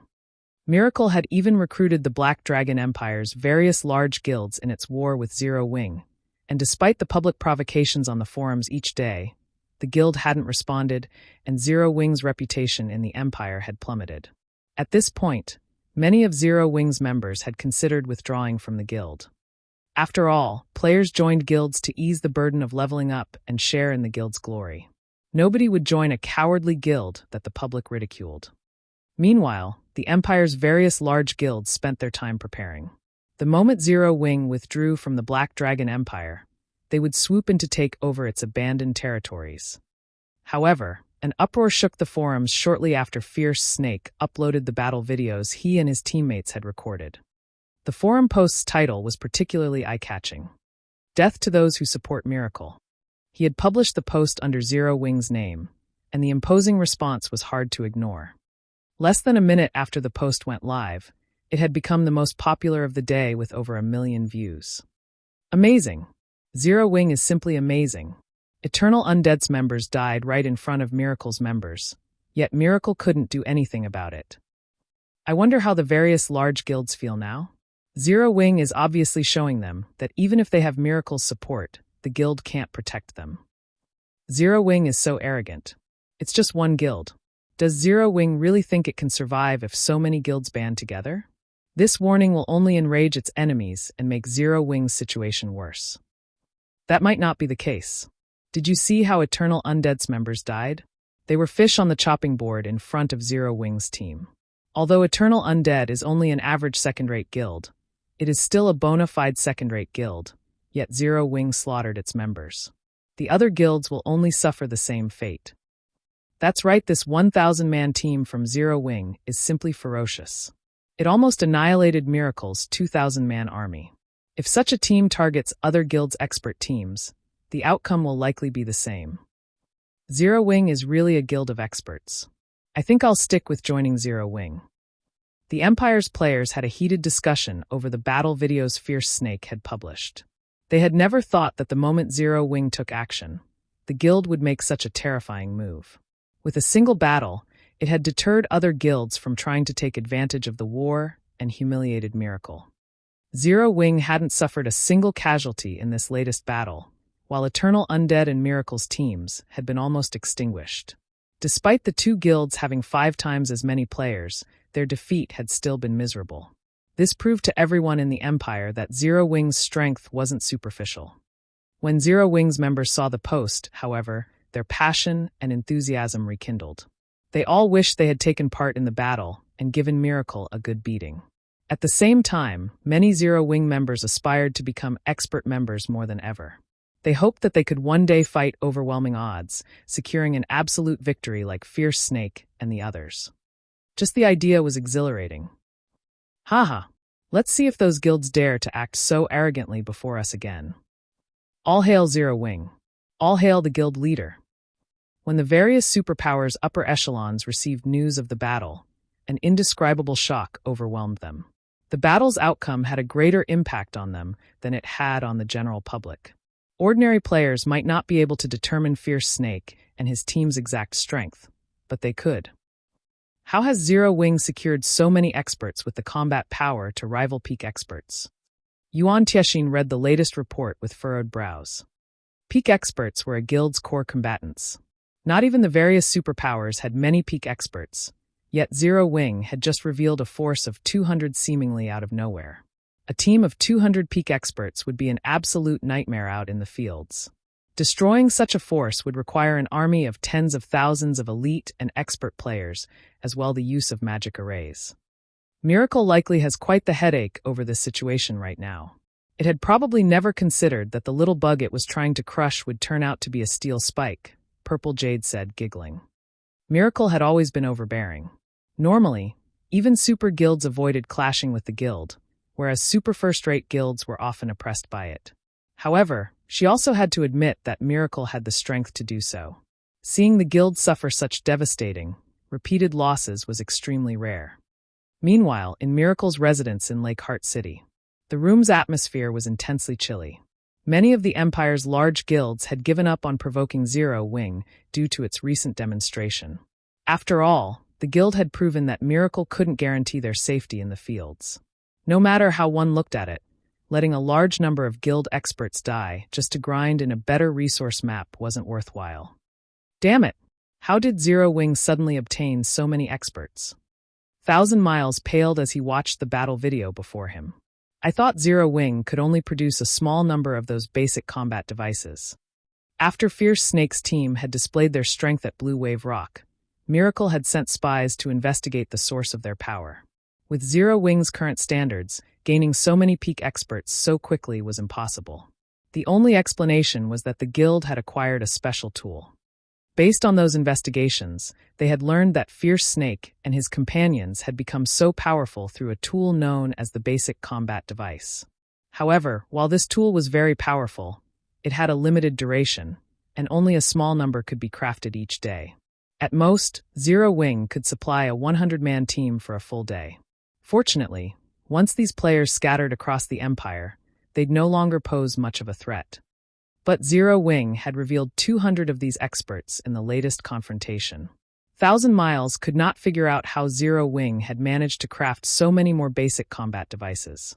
If Zero Wing could truly maintain a 200-man team of these experts at all times, it would impact the current war's status quo. Moreover, they had discovered that Zero Wing had a powerful collection of heavy crossbows during the battle. Not only did the crossbows' attacks contain immense strength, but they were also impressively fast. If 10 or so magic-breaking crossbows attacked together, even a Tier 2 Refinement Realm expert would fall without the use of an invulnerability skill. Vice Guild Leader Shredded, should we dispatch our peak experts to reinforce the Ice Jade Forest? Miracle Dragon asked as he turned to Shredded Soul. Forget it. Order a retreat, Shredded Soul said, shaking his head. Retreat? Confused, 1,000 Miles asked, are we just letting Zero Wing off the hook? Do you plan to order our forces to continue the fight? Shredded Soul glared at 1,000 Miles. Coldly, he continued, Zero Wing has proven that it has the strength to fight us toe-to-toe in the Black Dragon Empire. We might win if we continue fighting, but we'll pay a heavy price and fulfill the other superpower's long-held wish. If we have to pay such a price for defeating Zero Wing in the Empire, what will we gain? How would we have lost so many elite and expert players if not for your stupidity? Had you investigated Zero Wing properly before taking action, I wouldn't have had to come here and clean up your mess. I'll deliver a report to the guild leader personally, so I suggest you cool down in the meantime. Shredded Soul's reprimand left 1,000 Miles speechless, but he still felt wronged. Who would have thought that an up-and-coming guild like Zero Wing, which wasn't backed by any corporation, was so powerful? I will return to the Western continent. I'll leave the cleanup to you, Shredded Soul added as he stared at 1,000 Miles. He then used a guild transfer scroll and vanished from the meeting room. Chapter 1965, Quasi-super-first-rate Guild. Black Dragon Empire, Ice Jade Forest. Despite 1,000 Miles' reluctance, he had no choice but to follow Shredded Soul's command and recall the guild members from the Ice Jade Forest.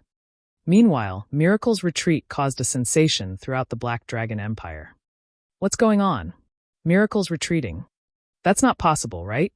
Miracle is a super first-rate guild. yet it's actually giving up on Zero Wing? The sudden turn of events stupefied the Empire's players. They simply could not figure out what had caused Miracle to turn away from Zero Wing so abruptly. The two guilds had only engaged in a single battle involving several thousand players. To both, such a small battle wasn't even a warm-up. Thus far, all of Miracle's actions had displayed its intention to annihilate Zero Wing's branch guild in the Black Dragon Empire, yet they had fled from their prey. It was as if everything had just been an act. How disappointing. Miracle retreated after such a minor battle. And here I thought it was some amazing guild. In the end, it is no different than the Empire's other guilds. All hail Zero Wing. Even Miracle can't take down Zero Wing.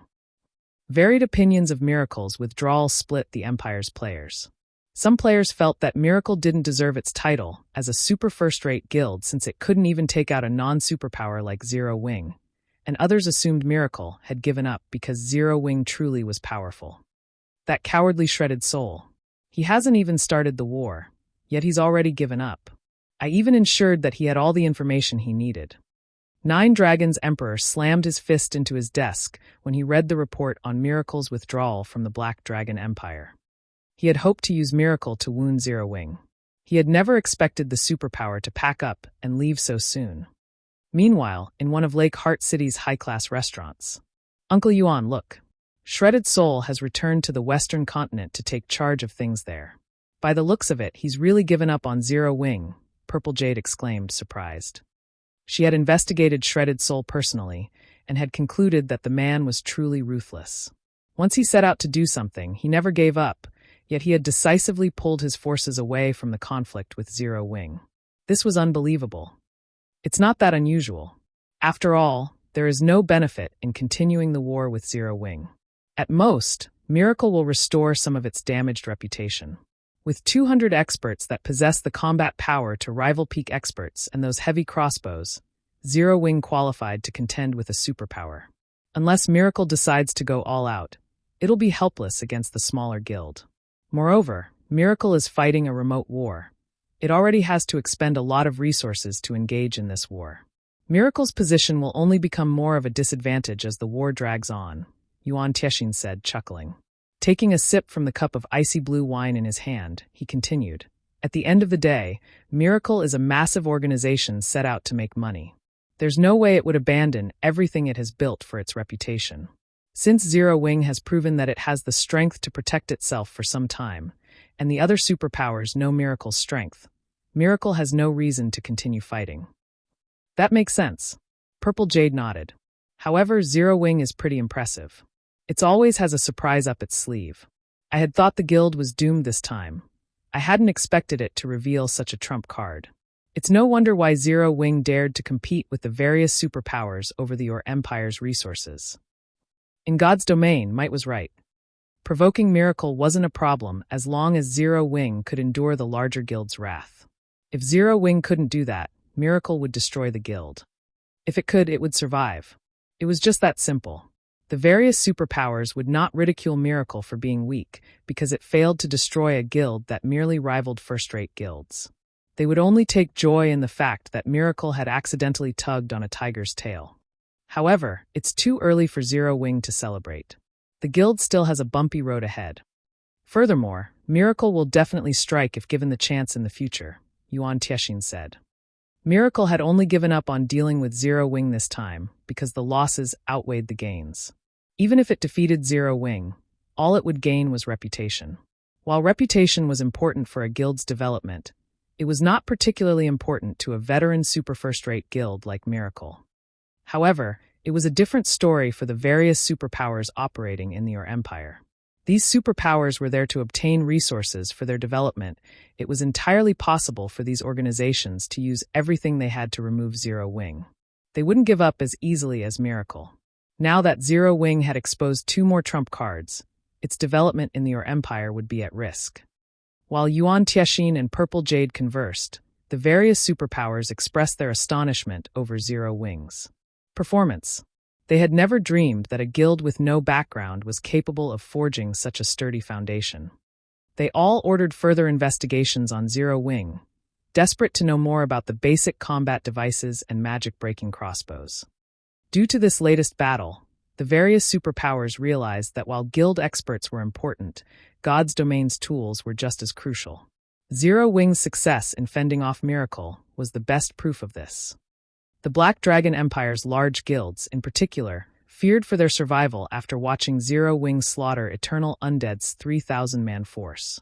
When they heard that Miracle had withdrawn its players from the war, they immediately recalled their forces from the Ice Jade Forest and reached out to butter up to Zero Wing. If even a super first-rate guild like Miracle was powerless against Zero Wing, what hope did their guilds have? Zero Wing had proven its strength to everyone in the Black Dragon Empire with the battle in the Ice Jade Forest. Although it was not a super first-rate guild, it had the power to stand against one. Zero Wing was now only second to the Dragon Phoenix Pavilion in the hearts of the Empire's players. To be precise, the Black Dragon Empire's general populace recognized Zero Wing as a Quasi-super-first-rate guild, and that it was only a matter of time before it became a true super first-rate guild. Meanwhile, the various large guilds that had previously provoked Zero Wing or taken delight in the guild's misfortune were now quite nervous, especially the guilds that had openly antagonized Zero Wing. These guilds were terrified that Zero Wing would seek retribution. With Zero Wing's strength, it would have no trouble removing their guilds from the Black Dragon Empire. All it would need was time and resources. Guild leader, more than a dozen guilds are trying to cozy up to us. Each guild is offering magic crystals and rare materials as compensation. Should we meet with their representatives? Gentle Snow asked Shifeng. Before she had time to recover from her shock over Miracle's abrupt retreat, a large number of guilds had contacted her, wanting to repair their relationship with Zero Wing. They were even willing to make reparations. She hadn't expected this development. Chapter 1966. Overnight Fortune. Compensation. Shifeng chuckled at Gentle Snow's report. These guilds sure reacted quickly. Now that Zero Wing's strength had been recognized, it was the perfect time to develop its influence in the Black Dragon Empire. However, since Zero Wing's development was currently limited by its resources, it had to claim other guilds' resources. Fortunately, quite a few of the Empire's guilds had openly provoked Zero Wing, so it was well within its rights to eliminate these guilds and take over their resources. No one would reprimand Zero Wing for doing so. Naturally, these offending guilds had considered the possibility of such an outcome. Although Zero Wing could only take on a few guilds at a time, on the off chance that they were one of the unlucky few, they'd be doomed. Hence, the various guilds that had provoked Zero Wing tried desperately to repair their relationships with Zero Wing. Should I call in their representatives, then? Gentle Snow understood the meaning behind Shifeng's comment. While Zero Wing's reputation had improved, it would take some time to develop the guild's strength. Moreover, doing so would require a lot of funds. Rather than waste resources on annihilating one or two large guilds, they needed to use this opportunity to claim compensation from the dozen or so guilds, making a fortune. This way, Zero Wing would gain both the money and the resources it needed for its development without lifting a finger. There's no need. Just tell them this. Second-rate guilds will compensate Zero Wing with 30,000 magic crystals and 50,000 gold in rare materials or lands in major NPC cities. Zero Wing requires 15,000 magic crystals and 30,000 gold in rare materials or lands from third-rate guilds. Shifeng said, if they don't pay up, they'll have to bear the consequences. While it seemed as though Zero Wing had easily defeated Miracle, Shifeng knew how close his guild had been to defeat. In God's domain, a war between guilds was a competition of capital and expert players. When a guild went to war, it had to spend money like there was no tomorrow. Meanwhile, Zero Wing's victory had been achieved through spending a massive number of magic crystals and resources. The Magicbreaking crossbows were worth the price since they could be reused. They would only disappear after their uses had been depleted. However, the basic combat devices were different.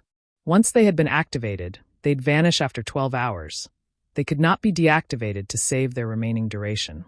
Meanwhile, Shifeng had invested more than 80,000 magic crystals into crafting the two tools. The rest of the materials had also cost a ton of money. In addition, the guild had to compensate its members that had died in the fights. After fighting Miracle for just a few short days, Zero Wing's pockets were almost empty. Fortunately, Zero Wing had secured a manatite vein. Otherwise, the Black Dragon Empire's branch guild would have been finished. He was also fortunate that Miracle didn't know the tool's production costs. Had Miracle known about the expenditures, it would have continued this war. Hearing Shifeng's demands, Gentle Snow asked worriedly, "Aren't these prices a little too high?" Currently, the average second-rate guild only occupied a few NPC cities, while the more powerful second-rate guilds occupied a dozen or so. These guilds' range of influence wasn't particularly vast. While 50,000 gold in resources or land was bearable for a second-rate guild, 30,000 magic crystals definitely weren't. At this stage of the game, 30,000 magic crystals were roughly half of a second-rate guild's stockpile. Although it had become much easier to acquire magic crystals, players also needed to consume more of them, especially after the return of the Survivors expansion pack had been implemented. "It's fine. Just inform them," Shifeng said, chuckling. While losing half of the guild's magic crystal stockpile was a significant cost, it would not impede the guild's normal operations. It would simply force the guild into stagnation for a short time. Moreover, he urgently needed magic crystals right now. He couldn't afford to be courteous with these guilds. Following which, Gentle Snow conveyed Shifeng's price to the various large guilds. When they received Zero Wing's demands, all of these guilds went into an uproar. The rare materials weren't an issue since every guild had an extraordinary stock of resources by now, but magic crystals were crucial to a guild's development. "Damn Zero Wing. It might as well rob us at this point.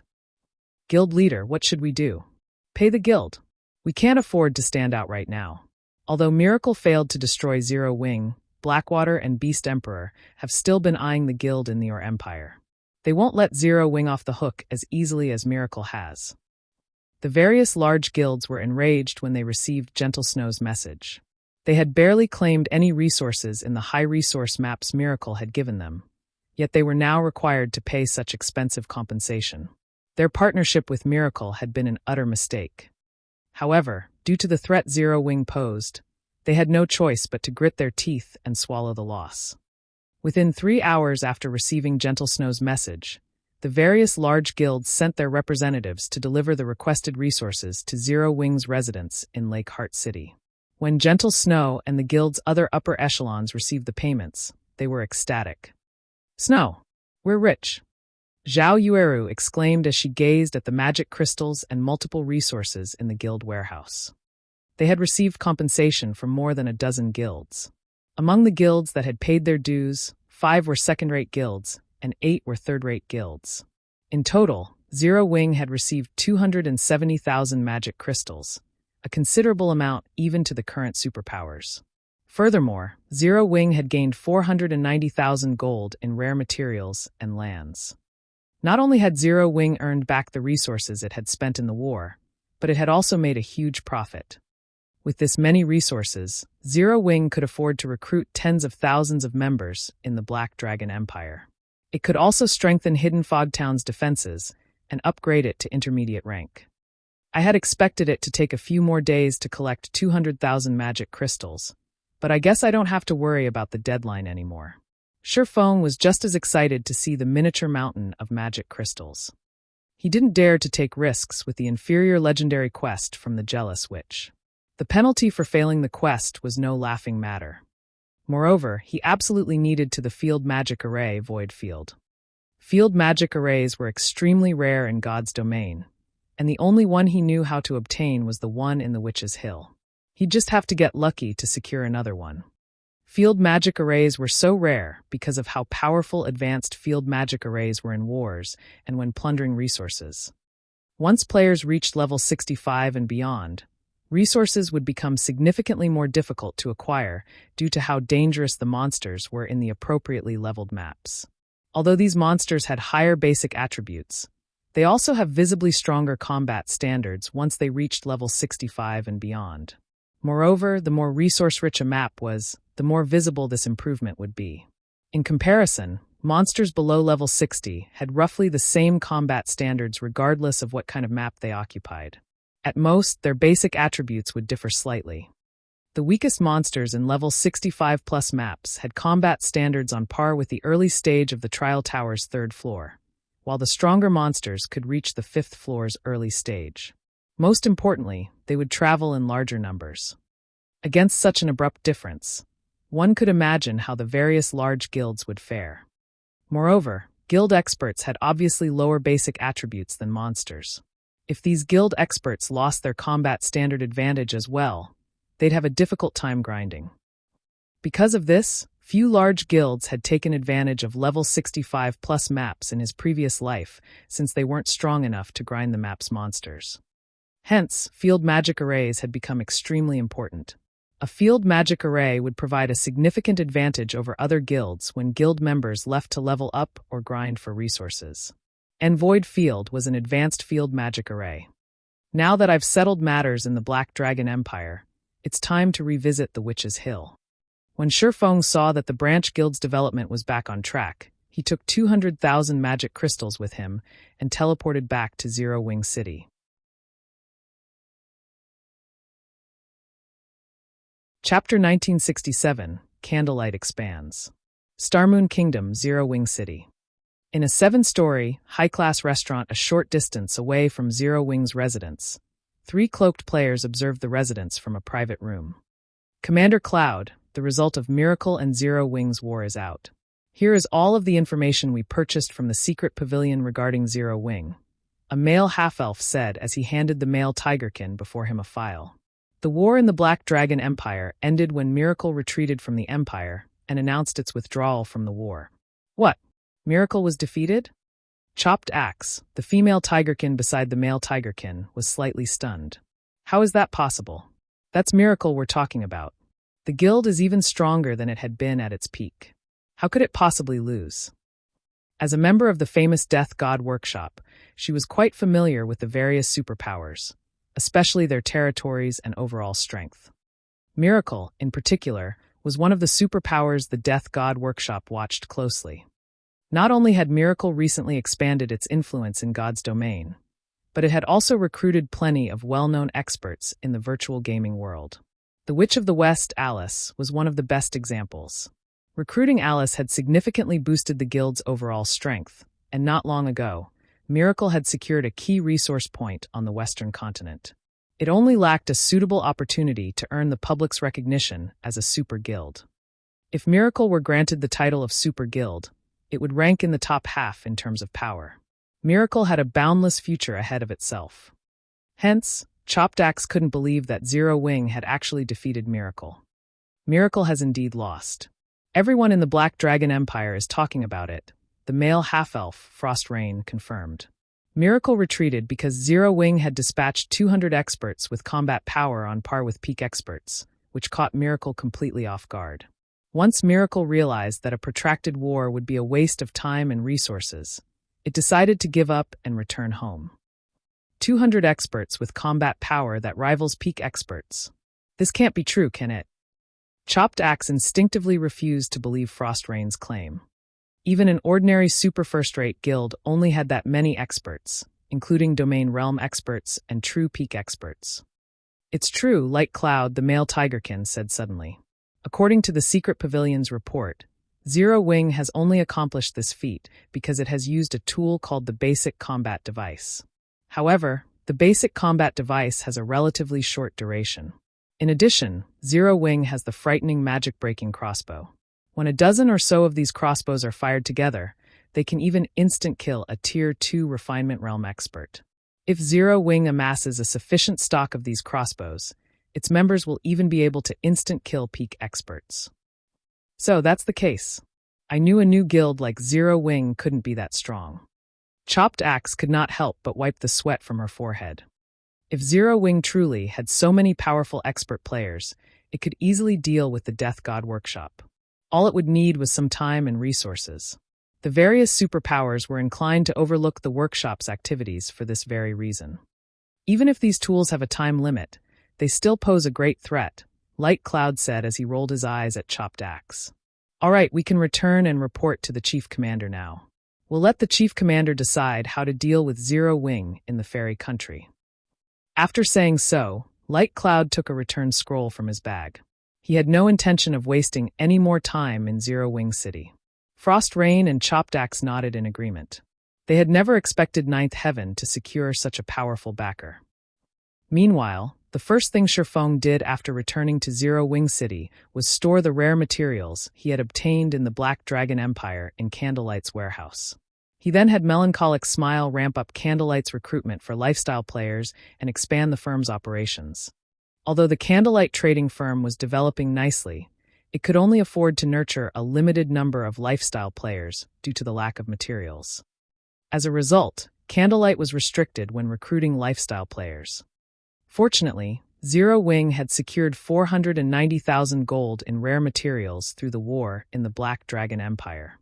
With so many materials, Candlelight could easily afford to recruit several thousand more members. Moreover, if Candlelight wished to develop in the Black Dragon Empire and Fairy Country, it would need a lot of additional manpower. As long as Candlelight established a foothold in these two countries, the trading firm's income would double at the very minimum. After all, both the Black Dragon Empire and the Fairy Country had far higher player populations than Starmoon Kingdom. Naturally, the demand for items in these countries would also be higher. Even if Candlelight did not become the #1 trading firm in those countries, it would still earn a sizable income. As for Candlelight's competitive edge, Shifeng wasn't worried about that. Due to the Philosopher's Hand, Candlelight had gained an additional 5 master lifestyle players despite the fact that Melancholic Smile had kept the item's usage to a minimum to keep it a secret. Among the 5 master lifestyle players nurtured, 2 were master alchemists, 2 were master forgers, and 1 was a master engineer. To Shifeng's surprise, Silent Wonder had successfully created an advanced alchemy recipe as well, thanks to the assistance of Titan City and the Philosopher's Hand. Now, Silent Wonder only needed to create 1 more advanced alchemy recipe to become an intermediate master alchemist. An intermediate master alchemist was no less important than an intermediate master forger. In fact, an intermediate master alchemist played an even greater role in raiding team dungeons. Unlike basic master alchemists, intermediate master alchemists could craft master potions with a feasible success rate. If a team had a full stock of master-ranked defensive or resistance potions, the raid would become much easier.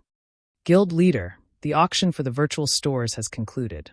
Not a single corporation is willing to rent our stores. In contrast, the virtual stores in the 2 guild toes are selling like hotcakes, Melancholic Smile said, visibly worried. Although we've earned some credits through selling the weapons and equipment you gave me earlier, it's only enough to maintain the training ground for a short time. Nobody is willing to rent? Shifeng was slightly surprised as he examined the information on the nearby guild towns Melancholic Smile had given him. These towns have certainly developed quickly. They've already ensnared over 40 corporations? At this rate, won't they become intermediate towns in less than 10 days? The guild town's development had exceeded Shifeng's expectations. Both had already invested in enough defensive structures to rival an intermediate town. Even more surprising was both towns' defensive magic arrays, protecting the towns from monster assaults. These defensive magic arrays were the reason that the various corporations were so confident in investing in the towns. Guild Leader, you're still in the mood to joke around? Now that we've moved to the new training ground, our daily expenditure has gone through the roof. With the credits we currently have, we'll only last another 5 or 6 days, Melancholic Smile said, exasperated. She had already seen Liang Jing's financial report, and she had been horrified. The number of credits the guild spent each day was absurd. We're burning through that much money. Even Shifeng was surprised when he saw the daily costs. He hadn't realized that Ouroboros had spent such a frightening amount of credits each day to maintain its training ground. The operational cost of Zero Wing's training ground could already rival that of Shadow in the past, and this was only the beginning. As Zero Wing recruited more internal members, the costs would increase. However, Shifeng revealed a faint smile after a moment and said, "Let's see who can outlast who then." Shifeng instructed Melancholic Smile to sell some of the crafted level 50 bronze and mysterious iron equipment for credits. The credits from these sales should help the guild survive for a while longer. Although primordial gas slowly spread throughout the Witch's Hill, increasing the local monsters' strength and weakening players' combat power, monsters still needed time to evolve. After Shifeng settled his affairs with the Candlelight trading firm, he used the 7 Luminaries ring to teleport to the Million Forests teleportation array. He then spent 1 magic crystal to teleport to the Otherworld gate. The Jealous Witch appeared not long after Shifeng had arrived. She quietly hovered in the air while looking down on Shifeng. "Young adventurer, why have you returned so soon?" the jealous witch demanded. "Lady Witch, I have completed the task you gave me. Here are the 200,000 magic crystals you asked for," Shifeng said as he removed 200,000 magic crystals from his bag, instantly forming a small mountain before him. Once all 200,000 magic crystals were accounted for, the jealous witch waved her hand lightly, and every crystal vanished into thin air. At the same time, the gigantic Otherworld gate released a dazzling glow. Primordial gas surged out. Then, a series of system notifications reached his ears.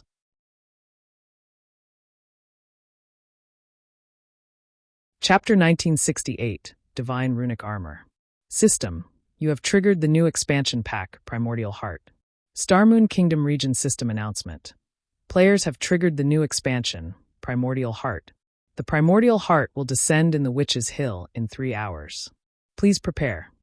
The system announcement echoed in every player's mind throughout Starmoon Kingdom.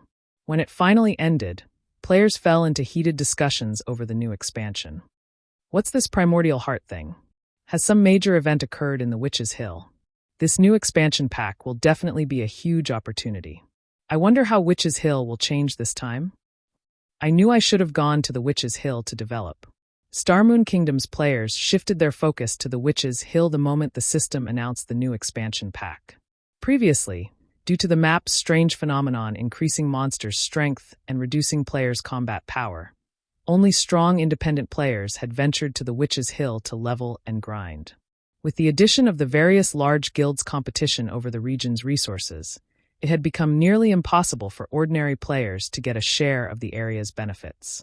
Hence, the Witch's Hills hadn't been very popular among independent players. Only the various large guilds and adventurer teams still vied for the land.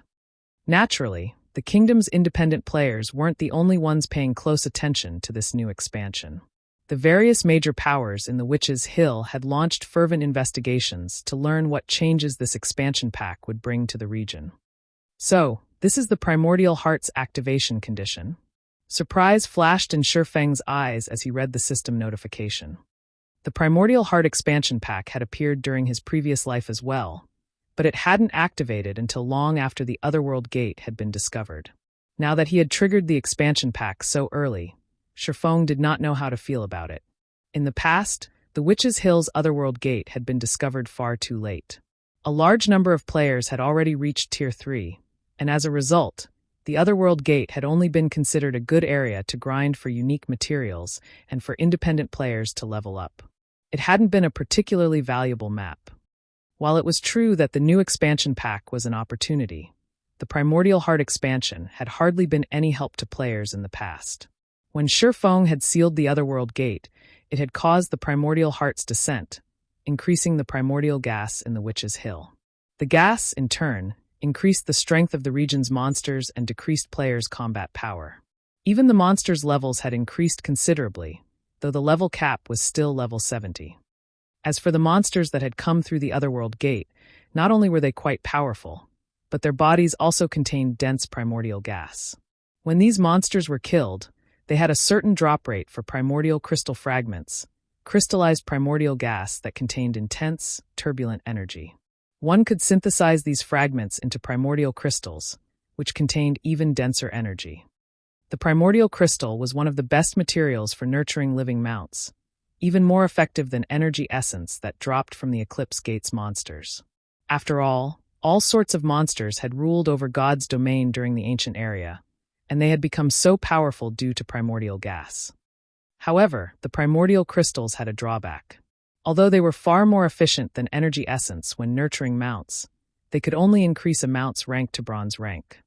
Hence, players in Shifeng's previous life had considered the Primordial Heart expansion pack useless. The majority of large guild members had already nurtured their guild mounts to bronze rank by the time the expansion had taken effect, and ordinary players hadn't usually had mounts that were capable of growth. Only guild players that intended to replace their guild mounts had any use for the primordial crystals. However, the primordial crystals were far more valuable to current large guilds. God's Domain's guilds had only started to acquire stables and grow their guild mounts. If they could upgrade their members' mounts to bronze rank with the primordial crystals, they could significantly help their guild's development. Mounts could provide some assistance in battle once they reached bronze rank, and they were considerably faster than common mounts. However, while the Primordial Heart expansion pack would benefit the various large guilds, it also came with plenty of trouble. Activating the Primordial Heart expansion pack would double the number of monsters in the Witch's Hill and increase the number of field bosses in the area by several fold.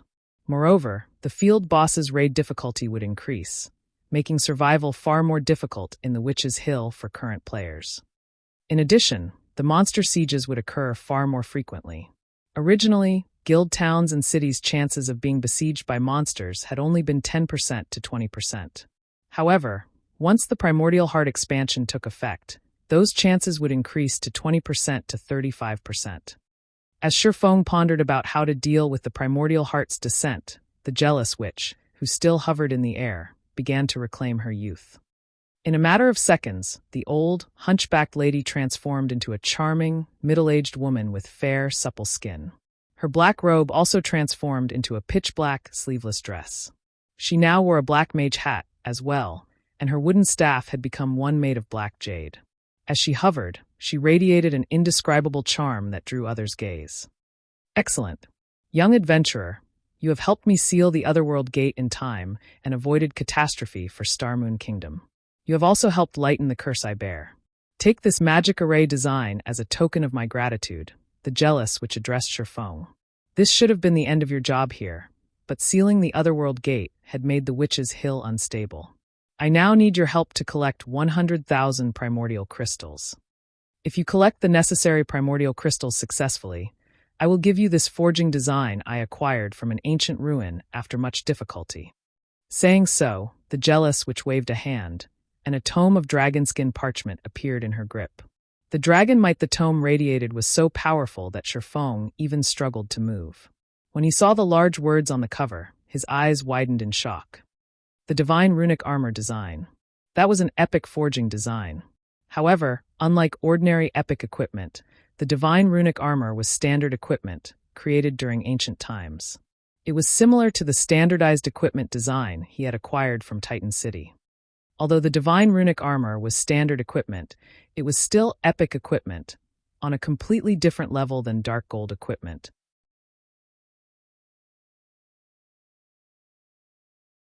Chapter 1969, Chamber of Commerce.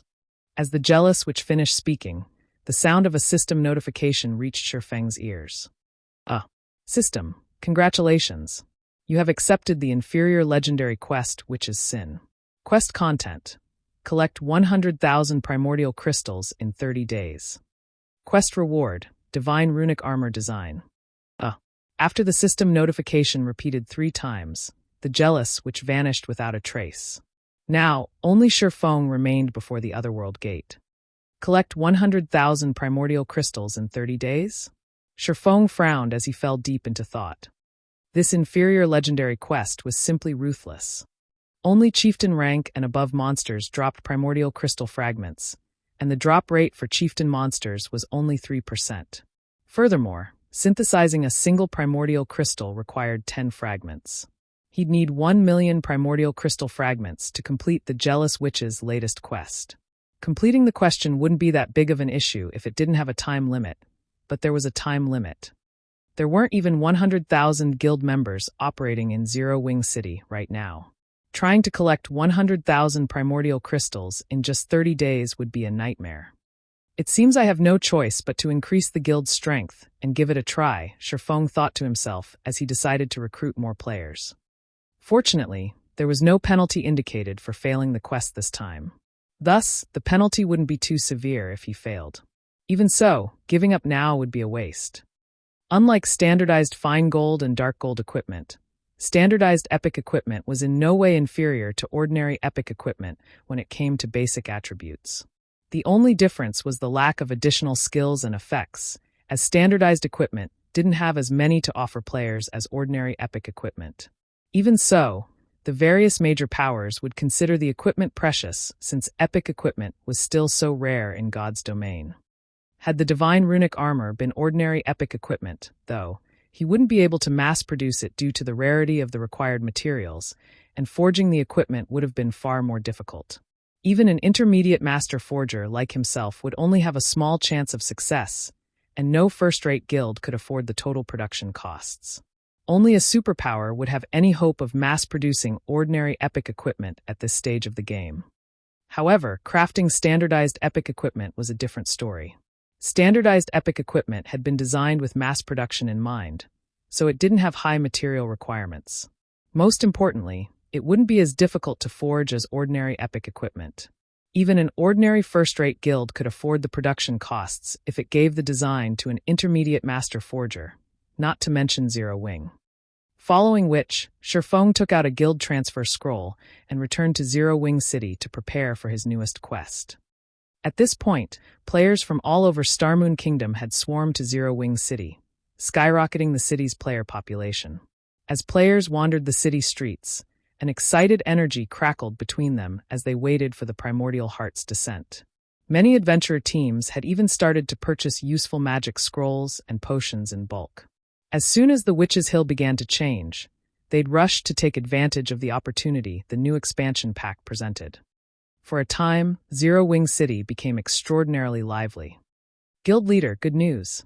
Due to the new expansion pack, Zero Wing City's player population has finally exceeded 10 million. Aqua Rose exclaimed when she noticed her Shifeng's return. Moreover, the 7th Street Chamber of Commerce has invited us to join their merchant alliance. Aside from combat guilds, God's Domain had lifestyle guilds, and unlike their combat-focused brethren, lifestyle guilds focused on developing lifestyle players and producing a wide variety of products. Some of the larger lifestyle guilds generally allied to form chambers of commerce. These chambers of commerce were not to be underestimated. They were only unknown to the general public due to their refusal to interfere with combat guilds' matters. However, they didn't lack influence in God's Domain. The best chambers of commerce's influence reached across more than a dozen kingdoms and empires, and they had even more wealth than some superpowers. In fact, many up-and-coming superpowers received funds and resources from some of these top chambers of commerce. Meanwhile, the 7th Street Chamber of Commerce was one of the most powerful in God's Domain. Joining one of the top chambers of commerce was extremely difficult. Ordinary first-rate guilds didn't qualify in the least. Normally, these chambers only accepted superpowers or large guilds with bountiful resources. What are their conditions? Shifeng asked. He was very familiar with God's Domain's chambers of commerce. To join one, a guild had to meet certain conditions and pay a certain price. The membership cost requires that we supply the Alliance with shops and virtual stores in all of our guild towns and cities. We will have to supply at least 5 shops and 2 virtual stores in each, all of which have to be in different locations in the town or city. In addition, they require that our guild sell the Alliance 30% of the unique resources we obtain from the Otherworld Gate at market price, Aqua Rose said. That price a little high, Shifeng said, shaking his head. Tell them that Zero Wing will only give them up to 3 shops and 1 virtual store in every town and city. As for the Otherworld Gate's unique resources, we'll sell them 20% at most. Moreover, I require that they buy the resources at 30% above market price. If one wished to acquire the resources a Chamber of Commerce offered, they had to contribute to the Alliance. However, 7th Street's asking price was simply too high. The potential benefits Zero Wing would gain weren't worth the price. The Otherworld Gate's unique resources would become a massive source of income for Zero Wing in the future, and purchasing these resources on the market would become immensely difficult. Meanwhile, the fact that Zero Wing City was within the Witch's Hill meant that Zero Wing would have a greater competitive edge than other guilds when fighting for the Otherworld Gate's resources. Hence, 30% of Zero Wing's harvest was no trivial amount. Furthermore, 7th Street wanted to purchase these resources at market value. This, Shifeng's counteroffer clearly troubled Aqua Rose. Joining 7th Street wasn't easy. Its influence encompassed over a dozen kingdoms and 3 empires, after all. If Zero Wing joined 7th Street, it would elevate the Candlelight trading firm's income to a whole new level. Yet, Shifeng demanded far more than the 7th Street's offer. However, seeing Shifeng's determination, Aqua Rose had no choice but to forward her guild leader's reply to the Chamber of Commerce's representative. After dealing with the 7th Street's offer, Shifeng instructed Aqua Rose to recruit players in Zero Wing City before he returned to his special forging room in Candlelight, carefully retrieving the void field design from his bag. He then clicked on the design to learn it.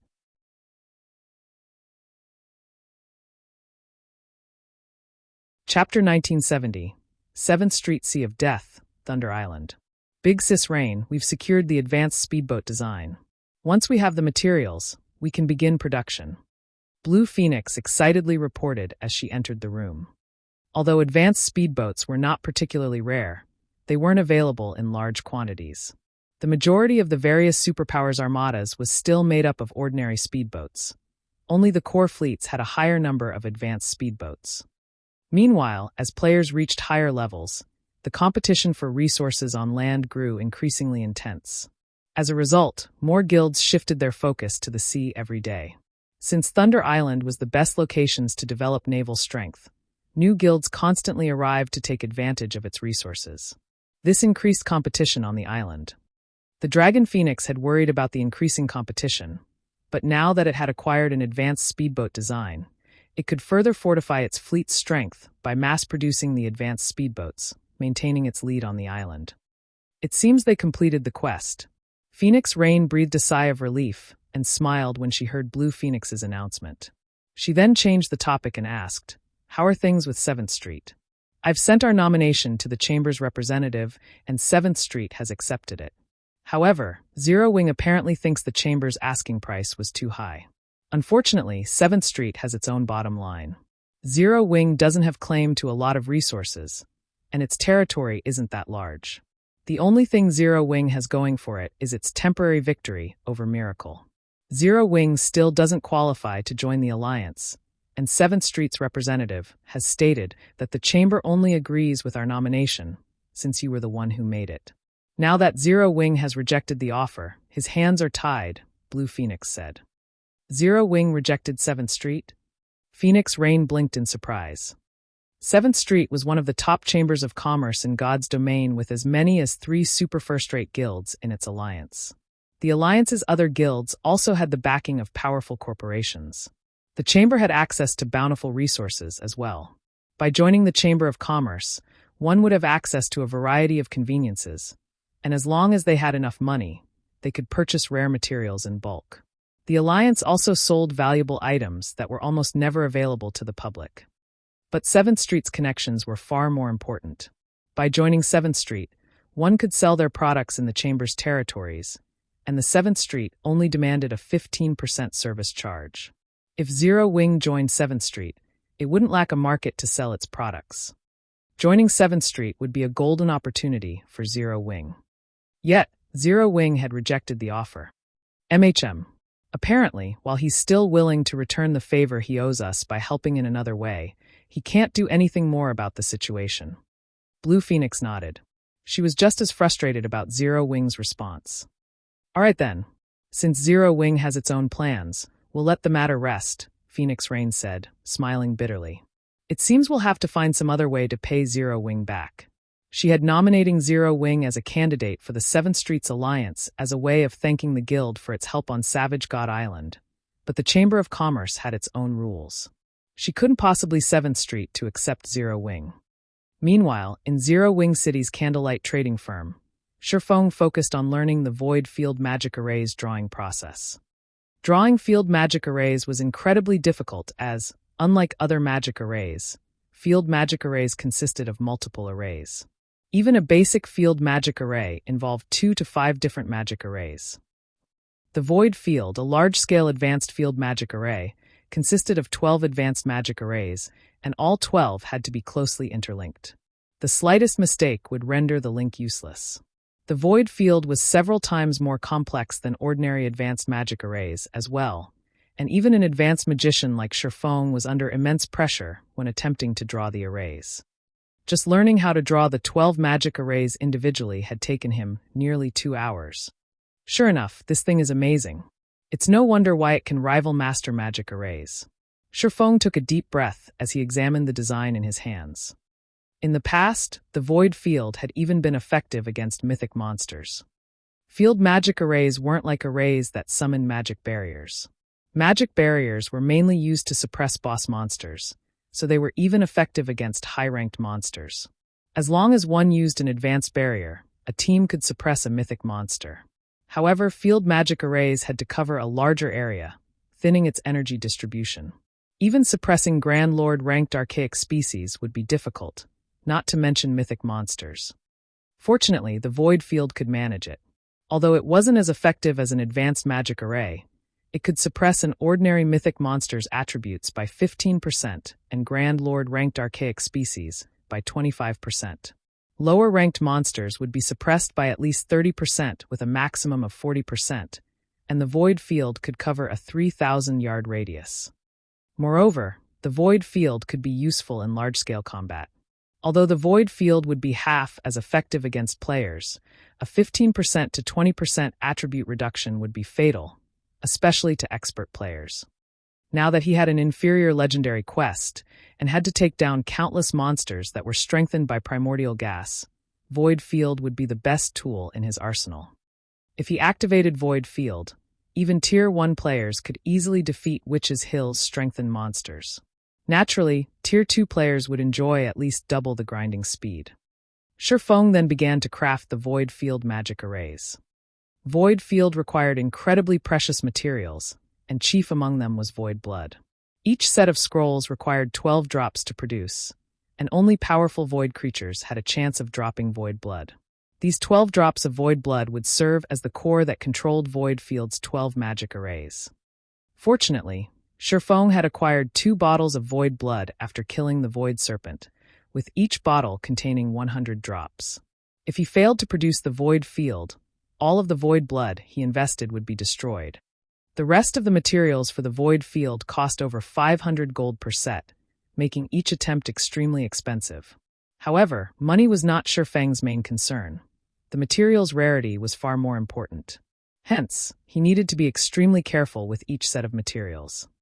During the production process, Shifeng had activated Soul Fire to clear his mind. Each of his strokes on the blank magic array scrolls was smooth, but just as he reached the final step and linked the 12 magic arrays together, something unexpected happened. Boom! After a bright flash from the magic arrays, the light faded to reveal an empty table. All of the materials Shifeng had used had disappeared. Seeing this, Shifeng sat back and fell deep in thought. Following which, Shifeng attempted to produce the Void Field twice more, but failed both times.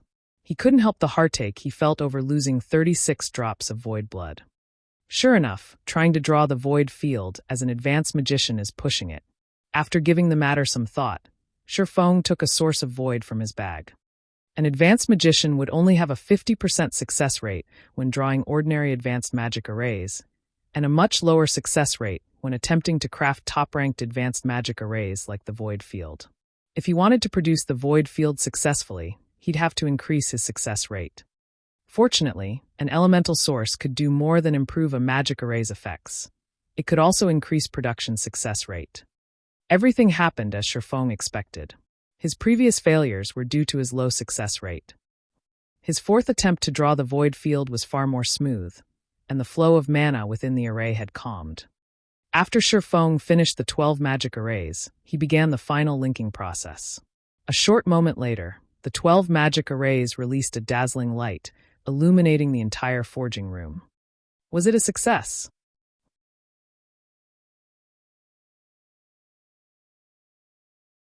Chapter 1971, Primordial Heart Descends. As the light in special forging room faded, a brilliant magic array appeared on the table. The 12 arrays had combined perfectly to form a gigantic, silver magic array that caused the space inside the room to freeze. As the silver magic array flowed into the 12 magic array scrolls before Shifeng, the room reverted to its original state. The 12 magic array scrolls across the table then began to glow with a silvery light. Wonderful! I've finally succeeded. Shifeng was a little excited as he gazed at the scrolls on the table. Although he had gone so far as to spend an elemental source, he had at least managed to produce one set of Void Field scrolls. With this, he could proceed with his plans. Following which, Shifeng inspected the magic array scrolls. So strong! Shifeng was ecstatic when he saw the attributes displayed. The original void field only encompassed a 3,000-yard radius, but after Shi Feng had used the source of void, the radius had increased to 5,000 yards. Moreover, the strengthened void field could suppress a monster's basic attributes up to a maximum of 50%. It would also suppress mythic monsters by up to 20% and Grand Lord ranked archaic species by up to 30%. Most importantly, void field's duration had increased from 12 hours to 24 hours.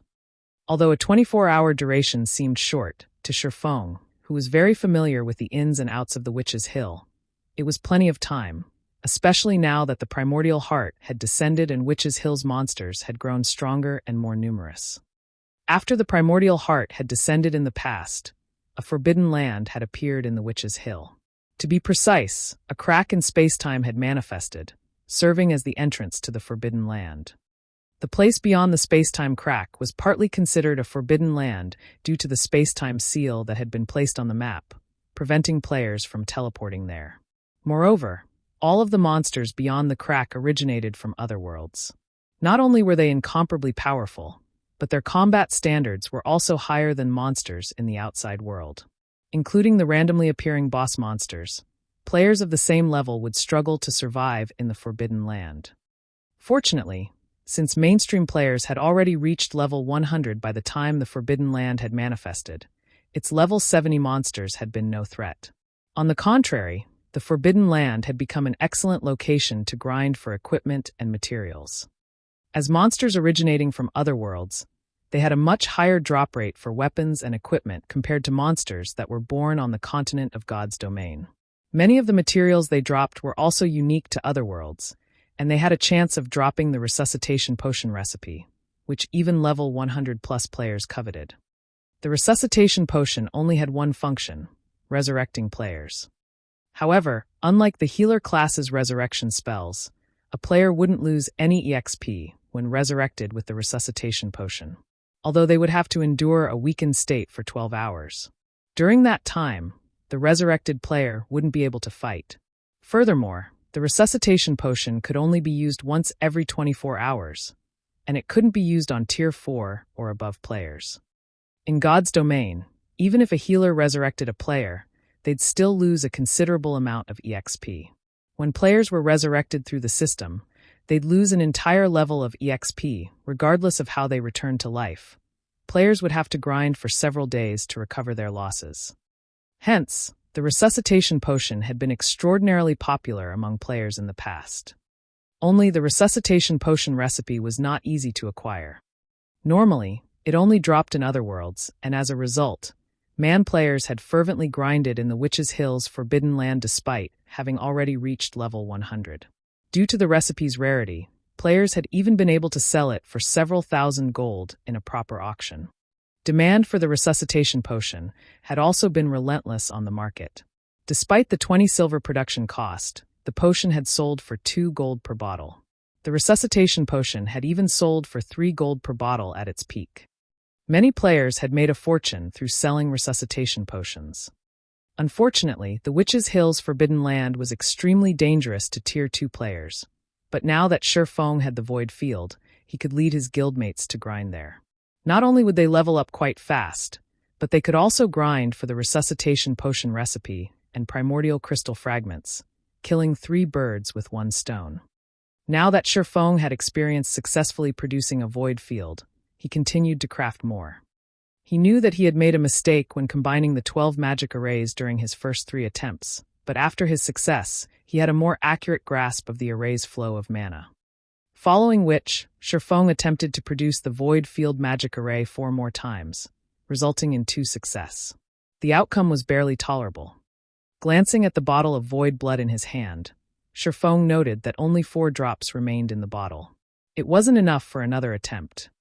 He had previously spent 2 bottles of void blood to activate the teleportation array to the Otherworld gate. Hence, if he wanted to craft more Void Field magic array scrolls, he'd have to collect more. These 3 sets should last me quite some time. Taking a look at the 3 sets of scrolls in his hands, Shi Feng decided to travel to the Forbidden Land to grind. Once his guildmates were settled in the area, he'd look for more ways to acquire void blood. Following which, Shifeng left the Candlelight trading firm and made his way to Zero Wing's residence to prepare for his trip to the Witch's Hill's Forbidden Land. The primordial heart had descended in the Witch's Hill some time ago. As a result, the number of players roaming the city streets had visibly decreased. The various adventurer teams and guilds had long since left the city to explore this new expansion pack. The majority of the players still around were merchant players, including members from chambers of commerce. These players were currently purchasing monster loot or selling consumable items. Purchasing magic grass in bulk. 3 silver per stalk. Buying as many as you have. Offer is available long-term. 4 Seasons Chamber of Commerce purchasing primordial crystal fragments for 20 silver per fragment. 21 silver for those selling more than 10 fragments. 22 silver for those selling more than 100 fragments. Selling primordial crystal fragments for 25 silver each. Only 3 fragments remaining. First come, first served. The voice of hawking players filled the street. The shops on both sides of the street had also put out signs stating that they would purchase primordial crystal fragments long-term. Everyone was going crazy over primordial crystal fragments right now. However, the situation didn't surprise Shifeng in the slightest. God's domain had very few items that could be used to nurture guild mounts, and most of these items hadn't yet been discovered. Now that players had learned about the primordial crystals, it would cause a massive commotion. Just before Shifeng reached the guild residence, Aqua Rose contacted him. Guild leader, the secret pavilion's Yuan Tiexin and his entourage have come to meet you. Apparently, he has something important he wishes to discuss with you. Would you like to meet with him now?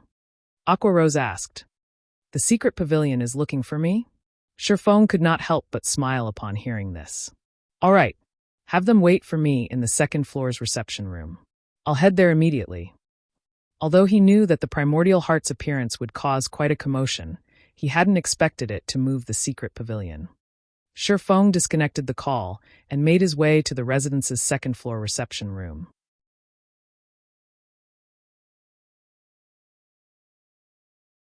Chapter 1972. Joining the Chamber of Commerce Zero Wing's residence, second-floor reception room. As Shifeng entered the room, Yuan Tiexin and Purple Jade, who softly chatted on the sofa, stood to greet him. Both of them had already reached level 59, and although they had hidden their weapons and equipment's glow effects, Shifeng could tell that they carried extraordinary items based on the faint pressure he felt from the 2 players. Purple Jade, in particular, felt like a sharp, unsheathed blade. She also felt quite dynamic. So this is a true genius? Shifeng was inwardly shocked when he saw Purple Jade. While he could not tell how much her basic attributes had improved, he could sense that Purple Jade had set foot in the realms of truth as someone who had done the same. The realms of truth were different from the realms of refinement. The realms of refinement only focused on improving one's physical control, whereas the realms of truth focused on the application of strength. While better control could reduce players' shortcomings and increase their latent potential, better application allowed players to utilize more of their potential. However, God's Domain's various large guilds didn't have a method of nurturing players in the realms of truth yet. Normally, players needed a wealth of combat experience and self-exploration to reach these realms. Even Shifeng had only accomplished the feat after many fortuitous encounters, yet despite receiving no guidance and having far less combat experience, Purple Jade had entered the realms of truth. Even the word genius was not sufficient to describe the young woman. Shifeng had spent plenty of time trying to guide Zero Wing's core upper echelons to these realms, but even now, not one of them had succeeded. Meanwhile, when Purple Jade saw Shifeng entering the room, her eyes glowed with fighting spirit. A hint of reverence for the man before her also flashed in her eyes. Unbeknownst to Shifeng, she had only reached the realms of truth because of him. She had reached these realms recently, and had only been able to do so after diligently studying Shifeng's numerous battles in the Ur Empire. Once she had entered the realms of truth, she had challenged and defeated multiple peak experts from the various superpowers. Guild leader Black Flame, congratulations. Due to the battle in the Ice Jade Forest, Zero Wing's reputation nearly rivals the Dragon Phoenix Pavilions now. Yuan Tiexin congratulated as he watched Shifeng carefully. Thank you, Shifeng said. Revealing a faint smile, he continued, however, Elder Yuan, I'm sure you're not just here to congratulate Zero Wing, correct? Indeed, Yuan Tiexin replied as he revealed an envelope. After handing the envelope to Shifeng, he continued, "This is a report regarding Blackwater and Beast Emperor's latest movements. I believe it will be of some help to Zero Wing." "You're providing information for free?" Shifeng looked at the envelope in confusion. He had to admit that both Blackwater and Beast Emperor posed a significant threat to his guild. Examining their latest movements would indeed help Zero Wing quite a bit, but information like this was incredibly important normally. The secret pavilion might not even consider selling the information to Zero Wing. "That's right. Consider it a gift to celebrate the partnership between the secret pavilion and Zero Wing," Yuan Tiexin said. "I believe you can guess the pavilion's goal in this. Naturally, we're interested in the primordial crystals. The primordial crystals are even more effective in nurturing guild mounts than the Eclipse Gate's energy essence. They're also much easier to procure. Meanwhile, Zero Wing owns the only guild city in Witch's Hill, so the secret pavilion wishes to cooperate with your guild."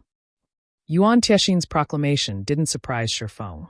The primordial crystals were indeed an excellent item for nurturing guild mounts. He then asked, "Cooperation? May I know how we are going to cooperate?" "The secret pavilion wishes to invite the Candlelight trading firm into the secret chamber of commerce. As for the entry conditions, Zero Wing will only have to sacrifice 5 shops in different locations and a single virtual store in Zero Wing City. In addition, the secret chamber of commerce requires a permanent reservation of 300,000 entry slots into Zero Wing City," Yuan Tiexin said, chuckling. "May I know if you are interested in this offer, Guild Leader Black Flame? Joining the secret chamber of commerce?" When Yuan Tiexin finished speaking, Aqua Rose, who had accompanied Shifeng, was stunned, flashing the pavilion's representative an incredulous look. The secret pavilion was a transcendental power in the virtual gaming world. The strength it wielded was simply unfathomable. The secret chamber of commerce the pavilion had developed was similarly unfathomable, as very few chambers of commerce could rival Secret's range of influence. Needless to say, Secret was far more powerful than 7th Street. Without a doubt, Secret was one of the best chambers of commerce in God's domain right now. Many superpowers were desperate to join, but very few were actually invited into the alliance. Yet, the secret pavilion had visited Zero Wing City to invite the guild personally. Frankly, Aqua Rose didn't know what to say. If Zero Wing joined the secret chamber of commerce, the Candlelight trading firm's income could increase severalfold as long as the firm offered sufficiently attractive products. "I'm curious. Why Zero Wing?" Shifeng asked the man before him. "There are 2 other guild towns in the Witch's Hill, and both will soon be promoted to intermediate rank. If the secret pavilion gives the word, both ruling guilds will likely hand their towns over on a silver platter. Naturally, we have considered that option, but the Primordial Heart's descent has increased monsters' strength in the Witch's Hill. Monster raids also occur frequently at night. With the town's defenses, they'll have a hard time coping with the map's current monsters. Who knows how long they will last? However, Zero Wing City is different. Even if the Witch's Hill's monsters continue to grow stronger, Zero Wing City will likely remain unaffected. Moreover, Zero Wing City has an excellent environment, which will be of great help to the guild members we send here," Yuan Tiexin said.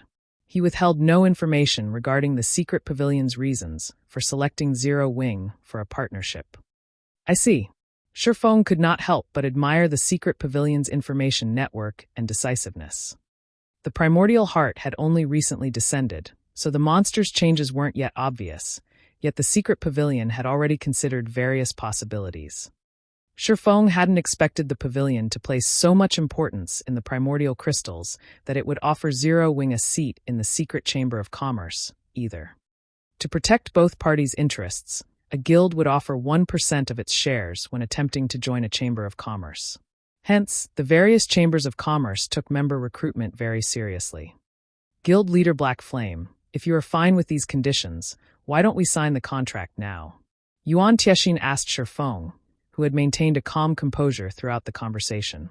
Once we sign, Zero Wing's Candlelight trading firm will become a member of the secret chamber of commerce and enjoy all of the connections the alliance possesses. You will find it far easier to sell and buy items. All right, I have no issues with the offer. Shifeng had no problems with accepting the mentioned conditions, and joining the secret chamber of commerce would provide Zero Wing quite a bit of help, especially now that the guild lacked materials. The magic-breaking crossbows, hell tanks, and basic combat devices all required a large number of rare materials to produce. If Zero Wing relied on its own strength, it would only be able to collect a limited supply of each material. But with the secret Chamber of Commerce's connections, it could easily build its stockpile in a short time. After Shifeng signed a contract with Yuan Tiexin, he handed over 5 shops and 1 virtual store in Zero Wing City. In addition, he reserved 300,000 entry slots in Zero Wing City for the secret pavilion's use. After all, a flood of players visited the city each day, and there was a limit to how many the city could accommodate at one time. If the secret pavilion did not have any reserved slots, its members would be forced to stand in line to enter Zero Wing City. Once the transaction was complete, the Candlelight trading firm joined the secret Chamber of Commerce's member list, and the 2 organizations exchanged 1% of their shares. Shortly after Candlelight joined the Chamber of Commerce, news of it quickly spread to the various superpowers.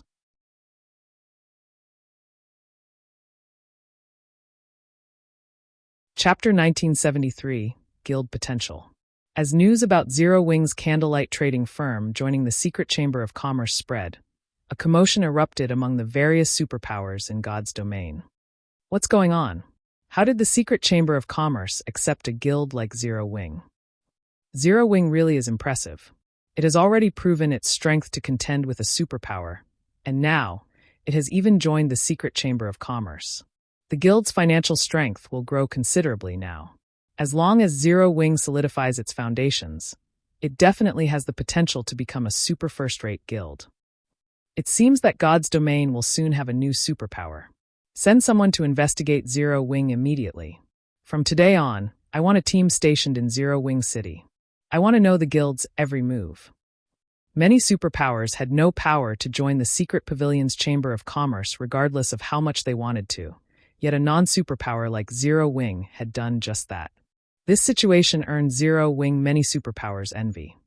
In addition, this turn of events had forced the various superpowers to pay closer attention to Zero Wing. They no longer considered the smaller guild insignificant, but one with the potential to become a competitor. Sufficient financial strength was crucial to developing a guild in God's domain. Zero Wing might have repelled Miracle, but it had relied on various tools to do so. Meanwhile, as the various superpowers continued developing in God's domain, it was only a matter of time before they obtained such tools of their own. At that time, Zero Wing would lose its advantage. Hence, the various superpowers hadn't truly considered the guild a threat, but the situation had changed. The secret Chamber of Commerce was a gold mine. If a guild joined the trade alliance and utilized its connections appropriately, it would generate a massive income and secure a large number of resources. Even if the guild failed to take advantage of Secret's connections, it could still increase its trading firm's income by a large margin through service charges from helping the alliance's other members sell their products. This increased income would greatly help the guild's development, and these benefits would be available until the trade alliance crumbled. Meanwhile, on one of the islands in the Sea of Death, Big Sis Rain, big news. Zero Wing's Candlelight trading firm has joined the secret Chamber of Commerce. Blue Phoenix reported as she ran up to Phoenix Rain, who currently commanded a battle. Joined the secret Chamber of Commerce? Phoenix Rain blinked in surprise. How is that possible? So many superpowers have tried to join Secret only to be rejected. Even Starlink only managed to join after purchasing the magic crystal vein at the Secret Pavilion's internal auction. It's true. News of this has already spread to the various superpowers. Everyone's saying that the Secret Pavilion has lost its mind to invite Zero Wing, Blue Phoenix said, grinning. Big Sis Rain, now that Zero Wing has joined Secret, Nine Dragons Emperor won't be able to attack the guild's financials even if we don't help out. That's right. Even if Nine Dragons Emperor uses everything he has to stop Zero Wing's sales, he can't cut off Secret's channels. Now we can focus on that large-scale team quest, Phoenix Rain said, nodding. She had nominated Zero Wing to 7th Street because she had been worried that she couldn't stop Nine Dragons Emperor from moving against her ally once she left the continent of God's domain. Now that Zero Wing had joined the secret Chamber of Commerce, which was even more powerful than 7th Street, the situation couldn't be any more favorable. Similarly, news had reached the various top chambers of commerce. Zero Wing seems to be quite capable. 7th Street rejected Zero Wing's conditions, yet the guild has joined secret? I wonder how 7th Street's members will feel after hearing about this. Zero Wing demanded less than half of what 7th Street required. There's nothing unusual about its refusal. As for Zero Wing's membership with Secret, based on the Chamber's focus on profits, I assume its entry conditions were quite strict. Most likely. The Secret Chamber of Commerce's greed is insatiable. Zero Wing must have suffered quite a loss to join Secret. While the various top chambers of commerce were surprised to hear that Zero Wing had joined the Secret Pavilion's Chamber of Commerce, they did not consider the matter that important after all. Zero Wing had no value in their opinions, nor did the guild have the support of any corporations. It was a miracle that the guild had risen to its current position without falling. Even if Zero Wing had a future in God's domain, it wouldn't be very bright. Since the Secret Pavilion had extended an invitation to Zero Wing, it must have demanded an absurd price. However, when the 7th Street Chamber of Commerce heard the news, its members simply smiled. They didn't share the other top chambers' opinions. Whether Zero Wing joined the Secret Chamber of Commerce or not, it had nothing to do with them. They only knew that Zero Wing wouldn't have benefited their alliance, even if it had joined. Zero Wing wouldn't benefit Secret, either. This incident was nothing but a farce. While God's domain's various powers discussed the matter, Shifeng had designated Aqua Rose and Melancholic Smile to handle matters regarding the Secret Chamber of Commerce. He then led a team of 10,000 elite and expert players out of Zero Wing City and to the Witch's Hill's Forbidden Land. Zero Wing's members bounced with excitement during their journey. They got to see a mythical player like Shifeng up close, and he had even informed them that he would take them out to level up during their operation. This meant they would personally get to watch Shifeng fight.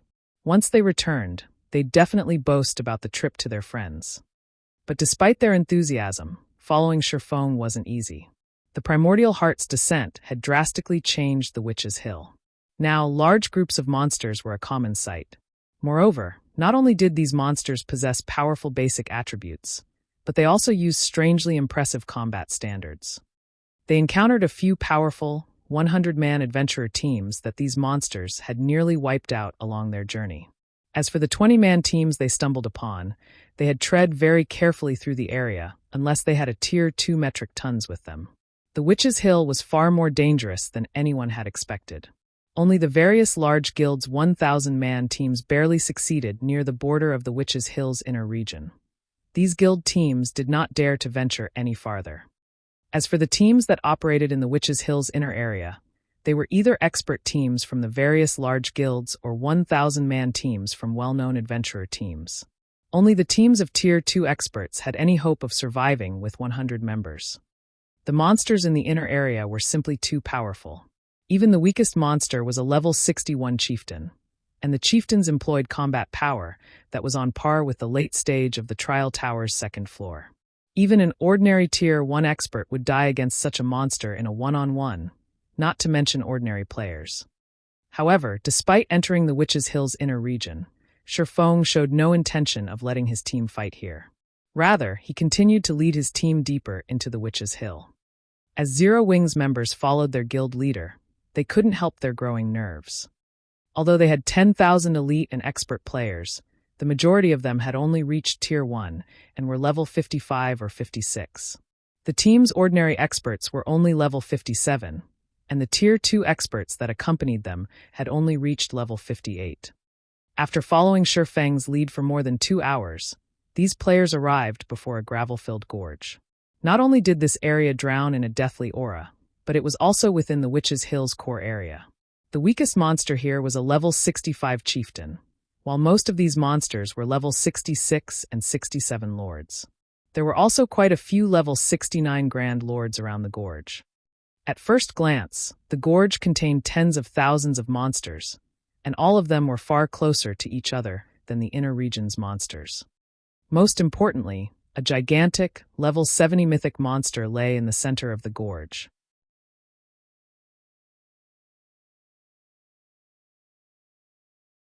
Chapter 1974, Sacred Leveling Ground.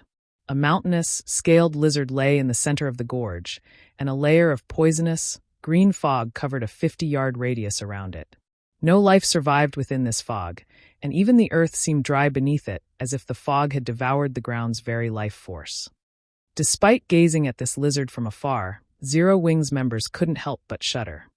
A level 70 mythic monster. Aside from the fact that it was more than 10 levels higher than they were, the potent, poisonous fog around it made the monster impossible to approach. In addition, its gigantic body, over 100 meters in length, could easily change the terrain with a casual move. A single claw swipe could likely eliminate dozens of them. They hadn't even reached level 60, but even if they were the same level as this monster, they'd likely be able to do little more than watch the giant lizard from afar. After all, the mythic lizard wasn't alone. Tens of thousands of Lord and Great Lord monsters lingered around the boss. To make matters worse, primordial gas filled the gorge. It would likely take a Tier 2 party of the same level to defeat any of these lords, while defeating each Great Lord would require a full Tier 2 20-man team. Even the guild's Tier 2 MTs, Kola, Turtledove, and Yi Wumian, felt uneasy as they watched the Forbidden Lands monsters, much less the team's elite members. With their current attributes and combat standards, they shouldn't have any issue tanking 1 or 2 level 67 or 68 Great Lords by themselves without activating a Berserk skill. They could even tank 1 level 69 Grand Lord, although they'd have to push their limits to do so. But more than 20 Grand Lords wandered the Forbidden Land, as well as plenty of Great Lords. If all these monsters charged at them together, only death would await these players. Guild leader, even Tier 2 players like us will have trouble grinding here.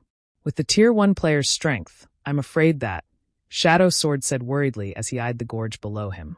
Ignoring the mythic monster in the center, he could feel the threat of death from several other areas. If he felt like this while subjected to such pressure, the Tier 1 team members would fare far worse. It was safe to say that their team didn't have the power to grind in this forbidden land right now. If we try to grind these monsters as they currently are, it is impossible, but if we have their basic attributes and remove the primordial gas's negative effects. Shifeng asked, smiling. The Witch's Hill's new forbidden land wouldn't pose any threat to level 100+ players, but it was an immensely hazardous area to players who hadn't yet reached level 70. Of course, it was also a sacred area for leveling and grinding equipment. Since no one had explored the Forbidden Land yet, it contained the maximum number of monsters it could hold. However, that also meant that the area's drop rate and monster respawn rate were much higher than normal.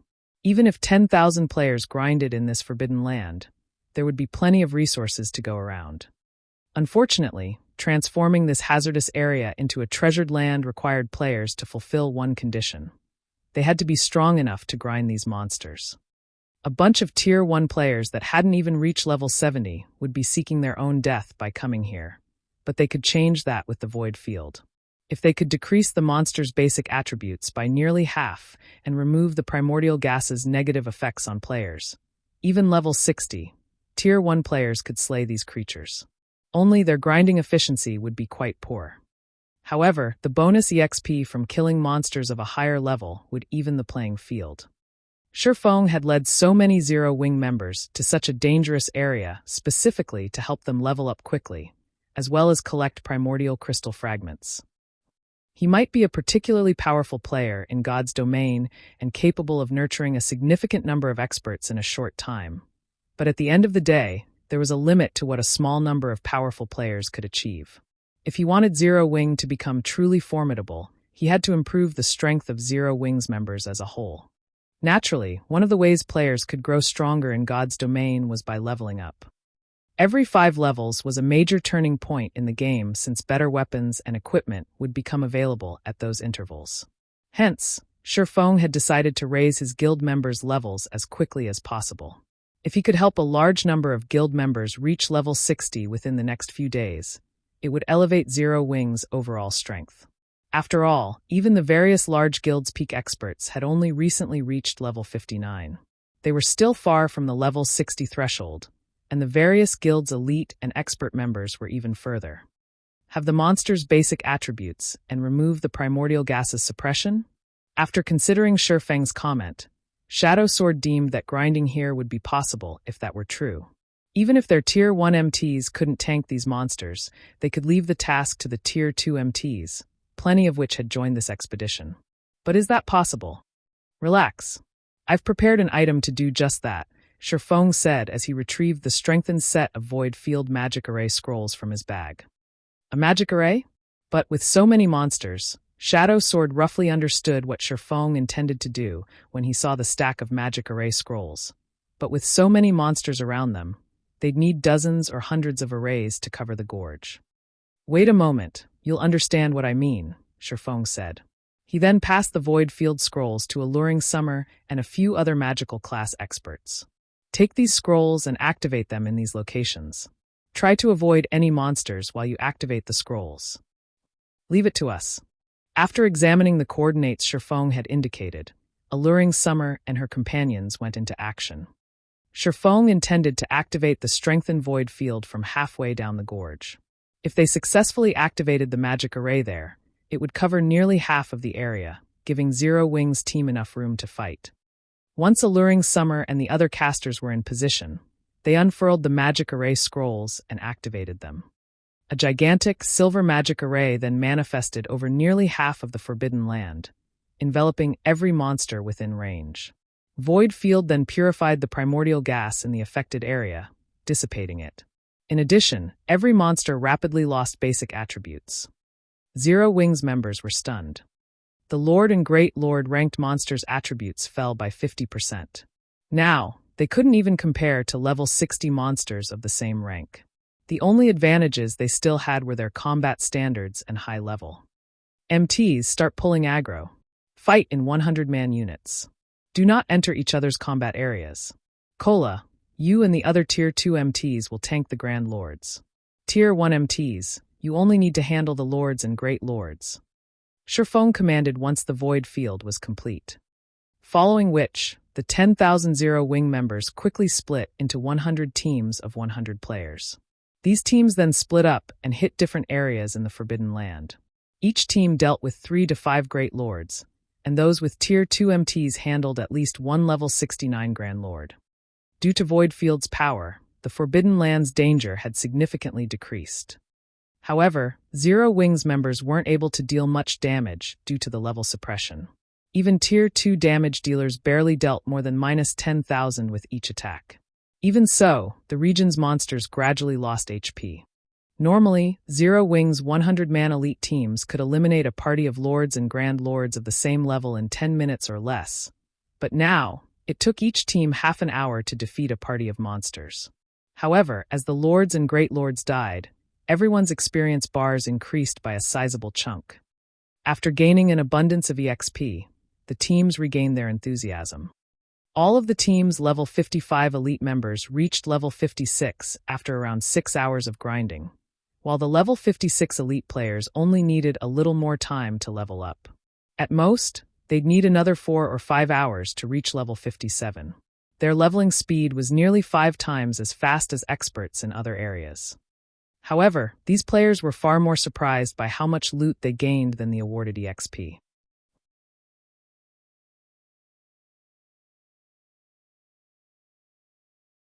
Chapter 1975, Level Increases. Zero Wings members had fought in the Forbidden Land for 6 hours.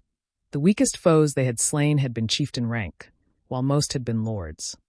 Perhaps because they were the first to kill these monsters, the team had collected over 4,100 primordial crystals during their 6-hour grind. These fragments could fetch over 1,000 gold on the market, but only a fool would sell their primordial crystal fragments.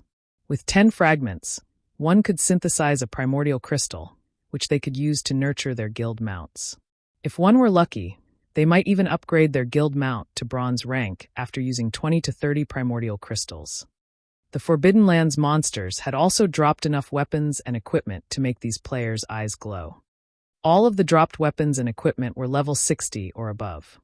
The various large guilds had been expending a lot of effort to collect level 55 equipment lately. Raiding level 55 team dungeons wasn't as easy as level 50 dungeons, and unlike the latter, in which Tier 1 players could still be effective, level 55 team dungeons had been tailored for Tier 2 players. Tier 1 players would simply be a burden in level 55 team dungeons.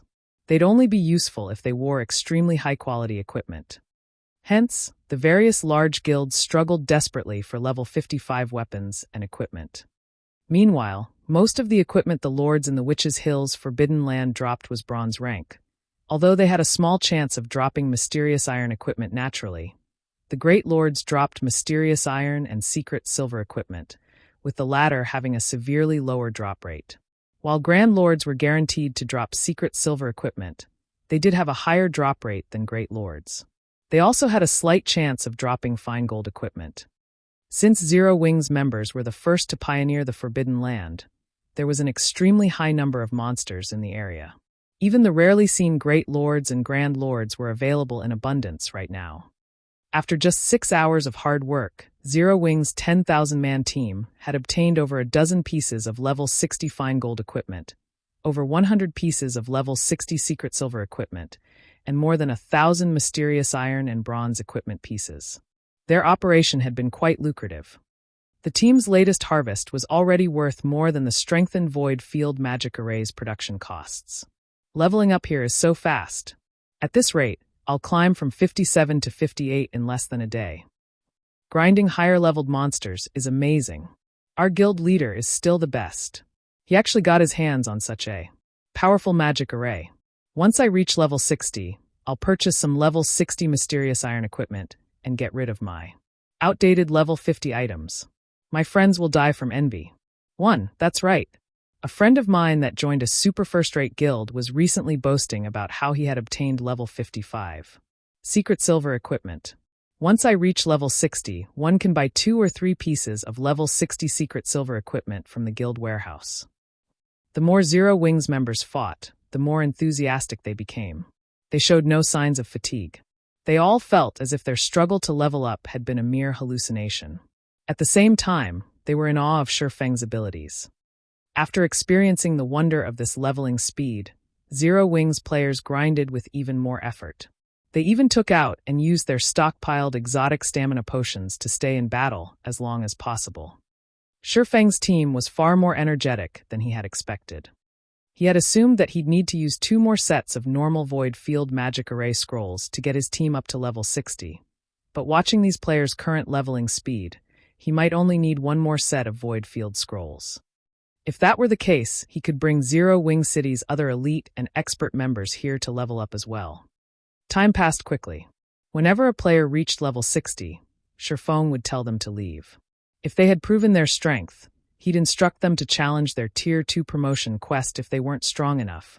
They were told to improve their equipment and techniques. To keep the team full, Shifeng had Aqua Rose send other guild members from Zero Wing City. After grinding for about 20 hours, several hundred of Zero Wing's Tier 1 experts had reached level 60. Once they traded Shifeng for level 60 mysterious iron or secret silver equipment, they left to challenge their Tier 2 promotion quests. Now, even the lowest-leveled elite member was level 56, while most of them were level 57. The majority of Zero Wing's Tier 1 experts were now level 59, with only a few stuck at level 58. The team's overall leveling speed was explosive. Grinding here proved far more effective than in 10 resource zones. Aqua Rose was immensely excited to see this. With the resources this Forbidden Land had to offer, Zero Wing could solidify its foundation and strength. In God's domain, every location had limited resources and areas that could accommodate thousands of players, allowing them to level up rapidly, were incredibly rare. Generally, the various superpowers dominated these areas. After all, ordinary resource zones could only accommodate several hundred players at a time. If players flooded to a resource zone, leveling speed would decrease. It was easy to imagine how precious zones that could accommodate several thousand players were. Yet this Forbidden Land easily served more than 10,000 players, and they all leveled at a phenomenal pace. If the various superpowers found out about this, their envy would know no bounds. Guild leader, we've found 3 unknown alchemy recipes and an unknown stone tablet among the loot. Even an advanced appraisal can't identify them, Alluring Summer, who was busy collecting the various teams' loot, suddenly reported. Unknown alchemy recipes and an unknown stone tablet? Shifeng's lips curled into a smile as he considered a possibility. He then said, "Bring them to me." "Understood. I'll be right there," Alluring Summer said as she gave Shifeng's excited expression an odd look. She then ran toward his current location. Once Shifeng received the unknown recipes and tablet, he eagerly activated omniscient eyes to appraise the items. I was right. Shifeng was ecstatic as the items revealed their information. Of the 2 items Alluring Summer had collected, the alchemy recipes were none other than the resuscitation potion recipes. Only master alchemists and above could use these, and each recipe was worth thousands of gold. Countless players had ventured to the Witch's Hill's Forbidden Land to grind for these recipes, and even then, they were unlikely to drop after a full day of grinding, yet Shifeng held 3 copies in his hands. He had to admit that the benefits of pioneering a forbidden land were truly wonderful. Not only were there plenty of monsters to kill, but items' drop rates were much higher than usual. The unknown stone tablet, however, was even more valuable than the resuscitation potion recipes.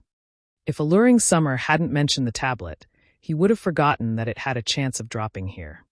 The unknown tablet had been crafted from red luminary stone. It was an ancient god's secret key, an item that had been immensely famous throughout God's domain in the past. Normally, this item only dropped in other worlds, but since the monsters in the Witch's Hill's Forbidden Land were from other worlds, it had a slight chance of dropping. Unfortunately, the secret key's drop rate was so minuscule that no one had ever thought of grinding for it here. But despite its abysmal drop rate, an ancient god's secret key had appeared.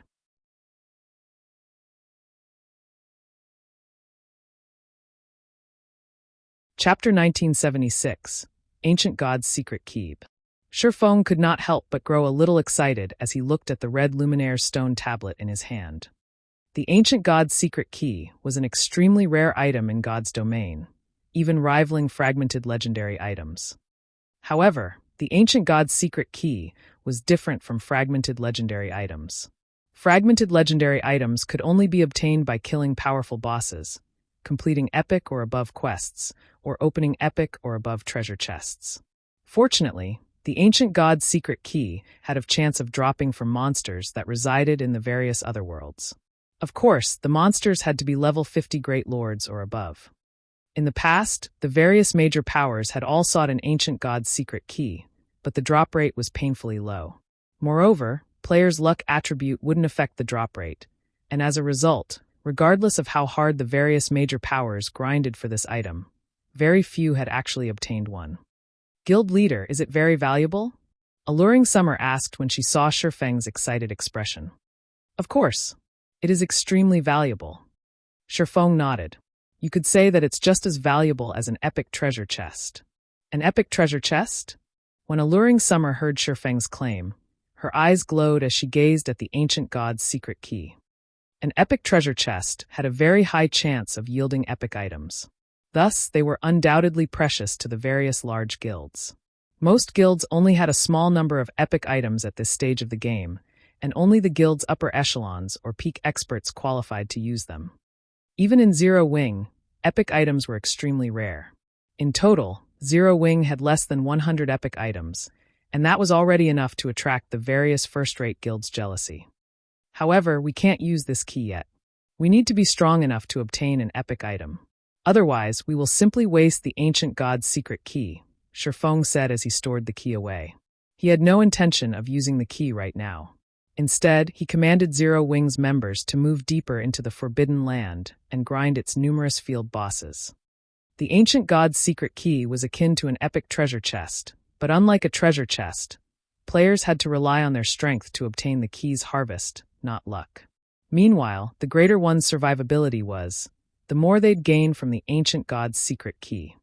There had even been rumors in the past about a superpower obtaining a fragmented legendary item from the secret key. With a single fragmented legendary item, a guild could easily nurture a peak expert. It would even have even greater help when players challenged their Tier 4 and 5 promotion quests. That was why all of the various major powers had coveted the ancient god's secret key. Fragmented legendary items were extraordinarily valuable, and even after a decade in God's domain, first-rate guilds had only collected a small number of them. Second-rate guilds had been lucky if they had 1 or 2 fragmented legendary items. Now that he had an ancient god's secret key, he had to be careful with how he used it. Of course, Shifeng had no intention of letting it sit around and collect dust. Each secret key had a 1-week expiration. Whether players used it or not, it would disappear after 7 days, so it wasn't possible to save the key until it was most valuable. Shifeng then handed the 3 resuscitation potion recipes to Aqua Rose, instructing her to bring them to Melancholic Smile and start the potion's production as soon as possible. The potion's necessary materials weren't particularly valuable. There had only been such a small supply of these potions in the past, despite the high demand, due to the recipe's rarity. God's domain superpowers had yet to obtain a resuscitation potion recipe, making this the perfect opportunity for Zero Wing to make a fortune. Once the various superpowers secured the recipes, though, Zero Wing's profits through the potion would plummet. It was the same case with the strengthening devices. Initially, Zero Wing had earned quite a bit from selling the devices, but as more superpowers and first-rate guilds had obtained the strengthening device design, the competition had increased. As a result, Zero Wing's profits from the device had steadily decreased. Since the resuscitation potion didn't exist on the market yet, Zero Wing could monopolize the potion's sales. Zero Wing wasn't like the various superpowers. Not only did the various superpowers have a lot of territory in the game, but they also had support from major corporations. Superpowers didn't have to worry about resources or funds since the corporations backing them provided a constant supply. However, Zero Wing didn't have that kind of support, relying on its own power to acquire funds and resources. Unfortunately, developing a guild's territory and increasing member count required a lot of both. This was especially true for the situation in the Orc Empire. While Zero Wing had been preoccupied with Miracle, according to the Secret Pavilion's report, Blackwater had made significant progress in raiding the Orc capital city's armory, obtaining quite a few war weapons. In addition, the guild had recently occupied another fortress in the Orc Empire.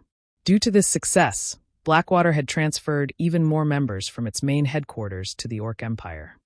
Moreover, Beast Emperor, Blackwater, and Dark Soul had secretly formed an alliance and intended to take over the Orc Empire.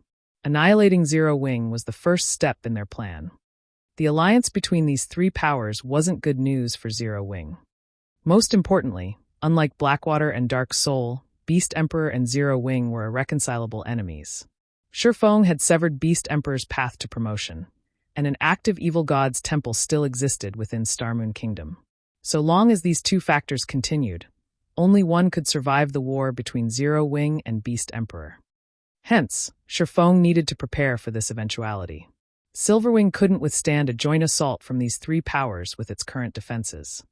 After organizing the rest of the loot, Shifeng continued to lead Zero Wing's members as they gradually cleared out the monsters in the Forbidden Land's outer region, venturing farther towards its core.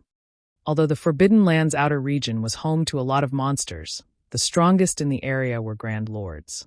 With Void Field suppression, Zero Wing easily took care of these monsters, and although they would respawn after some time, there weren't as many as there had been initially. Once they had limited the population, level 60, Tier 2 experts would have no problems grinding these monsters efficiently, even without the Void Field.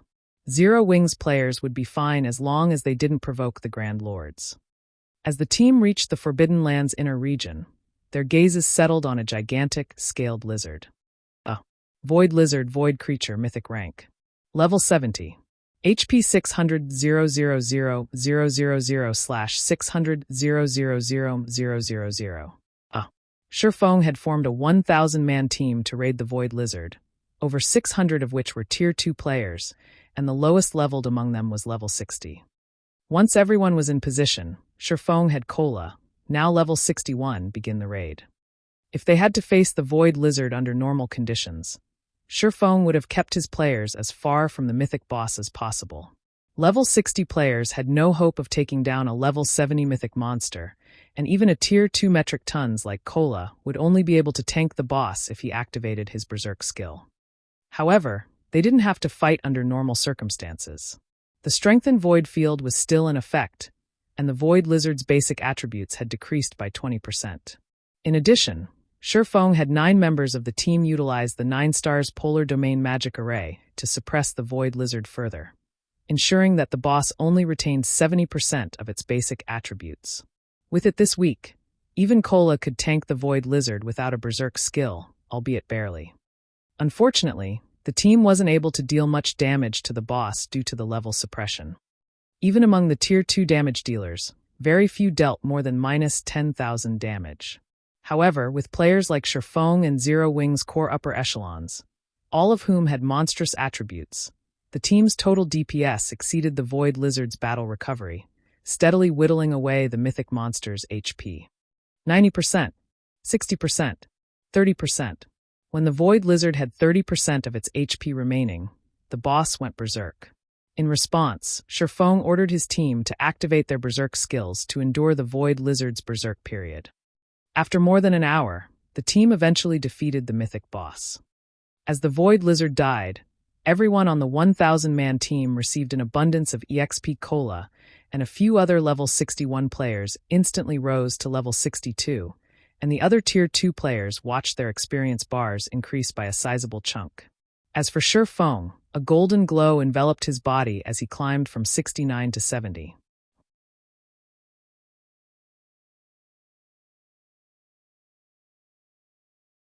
Chapter 1977, Tier 2 Training. Seeing the collapsed Void Lizard, Zero Wing's 1,000-man raid team breathed a sigh of relief, joy surfacing on their expressions. The bountiful EXP the mythic monster had granted wasn't the only reason for their joy. They also celebrated the loot the boss had dropped. The dazzling mountain that had appeared beside the monster's colossal body made every member of the raid team drool. At first glance, there were easily more than 50 items in the pile. Over a dozen among them were weapons and equipment that had the glow of fine gold and dark gold items. However, the only item in the small mountain of loot that caught Shifeng's eye was the bottle of void blood. With this, he could craft a few more sets of void field scrolls. As for the remaining items, the most valuable was the resuscitation potion recipe. In Shifeng's opinion, the level 60 fine gold and dark gold weapons and equipment were average at best. The best piece of equipment that had dropped was the Void Shoes, a set of epic-ranked cloth armor boots. Shifeng instantly handed the Void Shoes to Violet Cloud, increasing her epic item count to 5. With Death's Sigh, Violet Cloud could now easily contend with peak experts. "I'm beat," Cola complained as he let his body fall to the ground. "I never thought that fighting a higher-leveled mythic monster would cost so much stamina. Had the boss lasted any longer, I would have died from exhaustion." Compared to fighting the Void Lizard, the Grand Lords he had faced earlier were child's play. The Void Lizard had lasted more than an hour, and he had stayed on high alert throughout the fight due to the boss's high combat standard. If he had made the slightest mistake, he would have taken a direct hit, and he had no doubt that one hit would have been enough to end his life instantly. Fighting the Void Lizard was more mentally exhausting than grinding monsters for 10 hours without a break. Cola had lost stamina at a severe rate, and although the system didn't provide an indicator for stamina, Cola guessed that he had less than 20% remaining based on how tired he felt. Had the raid continued for any longer and his stamina fallen below 10%, he would receive a penalty to his combat power. He wouldn't have been able to keep up with the Void Lizard's attacks, and it definitely would have instant killed him. Turtledove and Yi Wumian, who also rested on the ground, nodded in agreement. Fighting a mythic monster that was 10 levels higher than they were was truly exhausting. In fact, this raid had been even more intense than raiding the Void Serpent. Cola and the other Tier 2 MTs weren't the only ones exhausted. Everyone that participated in the raid practically had less than 30% stamina remaining. Only Shifeng didn't seem tired as he moved towards the pile of loot that had manifested beside the boss's feet. Every Zero Wing member was shocked. Shifeng had fought on the front line during the entire raid. His total damage output had also topped the raid chart, exceeding second place by more than double. Occasionally, he had even helped the MT's tank. Shifeng should have used more stamina than anyone in the raid, yet he looked as if he had done nothing but watch. Fire Dance, who had come in second for damage dealt, was drenched in sweat, clearly just as exhausted as the MTs. Is the guild leader a monster? He's not even tired after such a long, arduous battle? Zero Wing's Tier 2 experts were confused as they watched Shifeng collect the loot. They were all Tier 2. Logically, there should not be much of a difference between their total stamina, and Shifeng had fought far harder than they had, yet they were nearly out of stamina. That's normal. You guys made too many excess movements during the fight. Most importantly, you guys haven't adapted to the flow of battle, allowing you to fight at peak condition constantly. It is only natural that you run out of gas more quickly. Shifeng could not help but laugh when he overheard his teammates' conversation. In truth, he was just as surprised by how much stamina he still had. He had never expected the added benefit after reaching the realms of truth. "Guild leader, do you have any training methods?" Kola asked, desire flashing in his eyes. Although Kola had reached the refinement realm and could reduce his stamina consumption during fights a little, he was still leaps and bounds behind Shifeng. He even wondered if Shifeng had twice the stamina he had. Stamina was extremely important to expert players. If he could learn a technique that allowed him to reduce stamina consumption, he could rely on his stamina to whittle down an expert of equal standards in a fight. After all, fighting an expert player consumed stamina much faster than fighting a boss monster.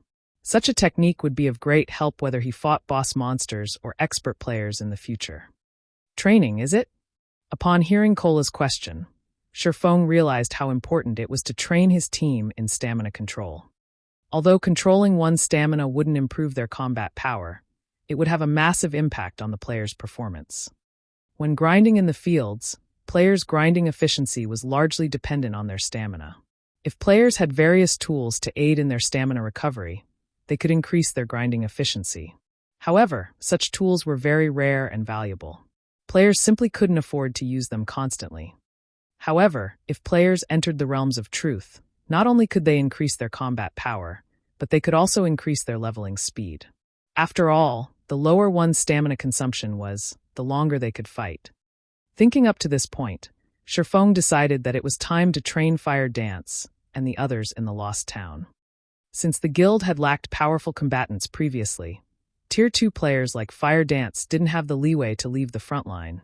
But now that Zero Wing had more than 1,000 Tier 2 players, Fire Dance and her companions could afford a break. Furthermore, the difference in the equipment standard of the various superpowers peak experts and Zero Wing's core upper echelons shrunk as time passed.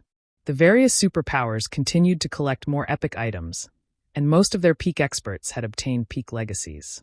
If Zero Wing wanted to maintain its lead on the various superpowers in terms of peak combatants, it was imperative that Fire Dance and the others grow stronger. The only reliable method Shifeng could think of to increase Fire Dance and her companion's combat power was to train at the Lost Town's Extraordinary Tower. If Fire Dance and the others could reach the realms of truth, they could help the guild even more than they already did. In a situation where two players had equal basic attributes, a refinement realm expert that had entered the realms of truth as well could rival a flowing water realm expert in terms of combat power, and the former would have even better control of their abilities. Aqua, notify our main force members and have them gather in White River City's residence in 2 hours. We're going to participate in special stamina training. Shifeng addressed Aqua Rose. Stamina training? I'll notify them right away. Aqua Rose was ecstatic to hear Shifeng's latest order. However, after giving the matter some more thought, she could not help but ask, Guild leader, since we're participating in special training, why don't we include the guild's other experts as well? I don't want too many people to know about this training method yet. Moreover, the guild has many affairs that require Tier 2 experts to manage. Taking too many people at once isn't ideal, Shifeng said, shaking his head. The Lost Town was a specialized training ground for the realms of truth. Its value was immeasurable. If the various superpowers found out about it, they would do everything in their power to take it from him. Hence, he had used the excuse of stamina training. If too many people found out about his Lost Town, it would increase the chances of the secret getting out, and he couldn't afford for that to happen. Zero Wing didn't have the ability to defend the town properly yet. Shifeng didn't have to say more for Aqua Rose to understand what he was trying to say. She stopped asking questions and contacted the guild's main force members. Following which, Shifeng held an internal auction for the weapons and equipment the Void Lizard had dropped. He then left the 2 remaining sets of Void Field Scrolls with Zipping and had him and the other Tier 2 internal members take charge of the grinding operation in the Forbidden Land. As long as they didn't provoke any mythic bosses, they wouldn't have any issues in the Forbidden Land with the Void Field's assistance. Once Shifeng had finished designating tasks, he left the Forbidden Land, pulling out a return scroll to teleport to White River City once teleportation was available again.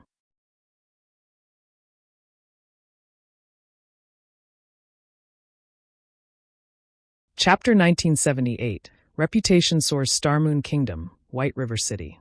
How lively! When Shifeng exited the teleportation hall, he was greeted by the sight of a crowded street.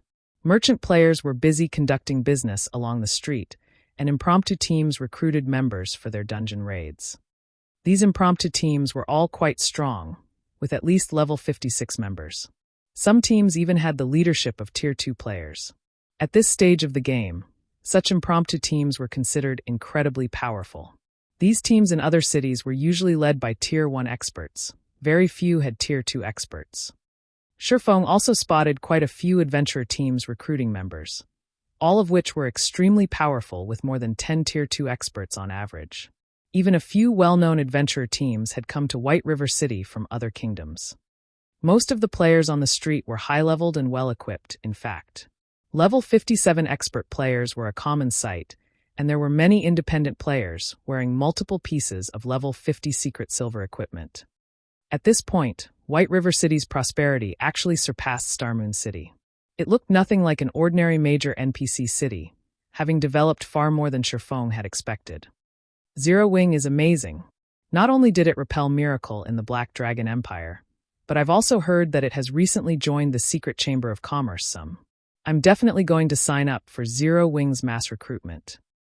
I've heard the same, and so many well-known adventurer teams have come to White River City to join the guild. Even if Zero Wing rejects their application, they're willing to work as subordinate adventurer teams for the guild. Because of this, White River City has seen a drastic increase in player traffic. I know, right? Although the resources around White River City aren't anything special, the city has a direct route to the Eclipse Gate, and that area has fairly abundant resources. Even if we don't make it into Zero Wing this time, it's not a bad idea to develop here. Furthermore, White River City is Zero Wing's main headquarters. When the guild recruits members in the future, we'll have a far better chance of joining the guild if we stay here. As Shifeng walked through the streets, he heard many excited conversations regarding his guild. Although Zero Wing had displayed immense strength, it still lacked a powerful background and funding. It was a guild that relied on its own power to survive. Because of that, not many players and adventurer teams had optimistic views of Zero Wing's prospects. But now, the guild had also joined the Secret Chamber of Commerce. Even without the support of a major corporation, Zero Wing wouldn't have to worry about funding in the future with secrets connections. It even had a high chance of becoming a super first-rate guild in the future. This presented a golden opportunity for adventurer teams and expert players. Existing super first-rate guilds and super guilds already had well-developed structures. They had also filled most of their available management positions. Climbing the corporate ladder would be extremely difficult for newcomers. Even geniuses would need a long time to reach a significant position. However, Zero Wing was different. The guild wasn't yet stable, and its foundations had various holes and lacked talented players. However, now that Zero Wing had a hope of becoming a superpower, a player had a chance of becoming an upper echelon as long as they joined the guild and performed well. Becoming the upper echelon in a super first-rate guild was much faster than trying to climb the corporate ladder in an already established super first-rate guild. With such an opportunity before them, how could players and adventurer teams ignore this chance? This was the reason that White River City had become the focal point of Star Moon Kingdom. Large numbers of independent players and well-known adventurer teams swarmed the city, instantly pushing White River City's player population past 10 million. Moreover, these players' quality surpassed that of other kingdoms' capital cities. When Shifeng reached the city's Candlelight trading firm, he discovered that the guild residence wasn't the only busy area. Candlelight bustled with activity, and Liang Jing was busy reviewing the long line of lifestyle players standing near the shop's entrance. The line outside of the shop extended from one end of the street to the other. Moreover, the standards of these applying lifestyle players were considerably high. The weakest applicant was a basic lifestyle player. Not a single apprentice stood in line. There were also plenty of advanced lifestyle players waiting for their review. The scene stupefied the independent players that had just arrived in the city, and when other guilds members saw this, their eyes nearly fell from their sockets. All of the various large guilds offered incentives to recruit advanced lifestyle players, but very few usually took the bait. Yet more than 100 of these players had eagerly applied to the Candlelight trading firm, obediently waiting in line. The news certainly spread quickly. Shifeng was a little surprised by the thousands of lifestyle players applying to join Zero Wing. He had to admit that joining a top chamber of commerce had its benefits. He hadn't expected Secret's reputation to be so useful. Candlelight hadn't officially started working with Secret, yet so many lifestyle players had rushed to join Zero Wing. By the time Candlelight collaborated with Secret and started to sell products through the chamber's channels, he'd likely see several times more players trying to join his trading firm. Shifeng could relate to a certain degree.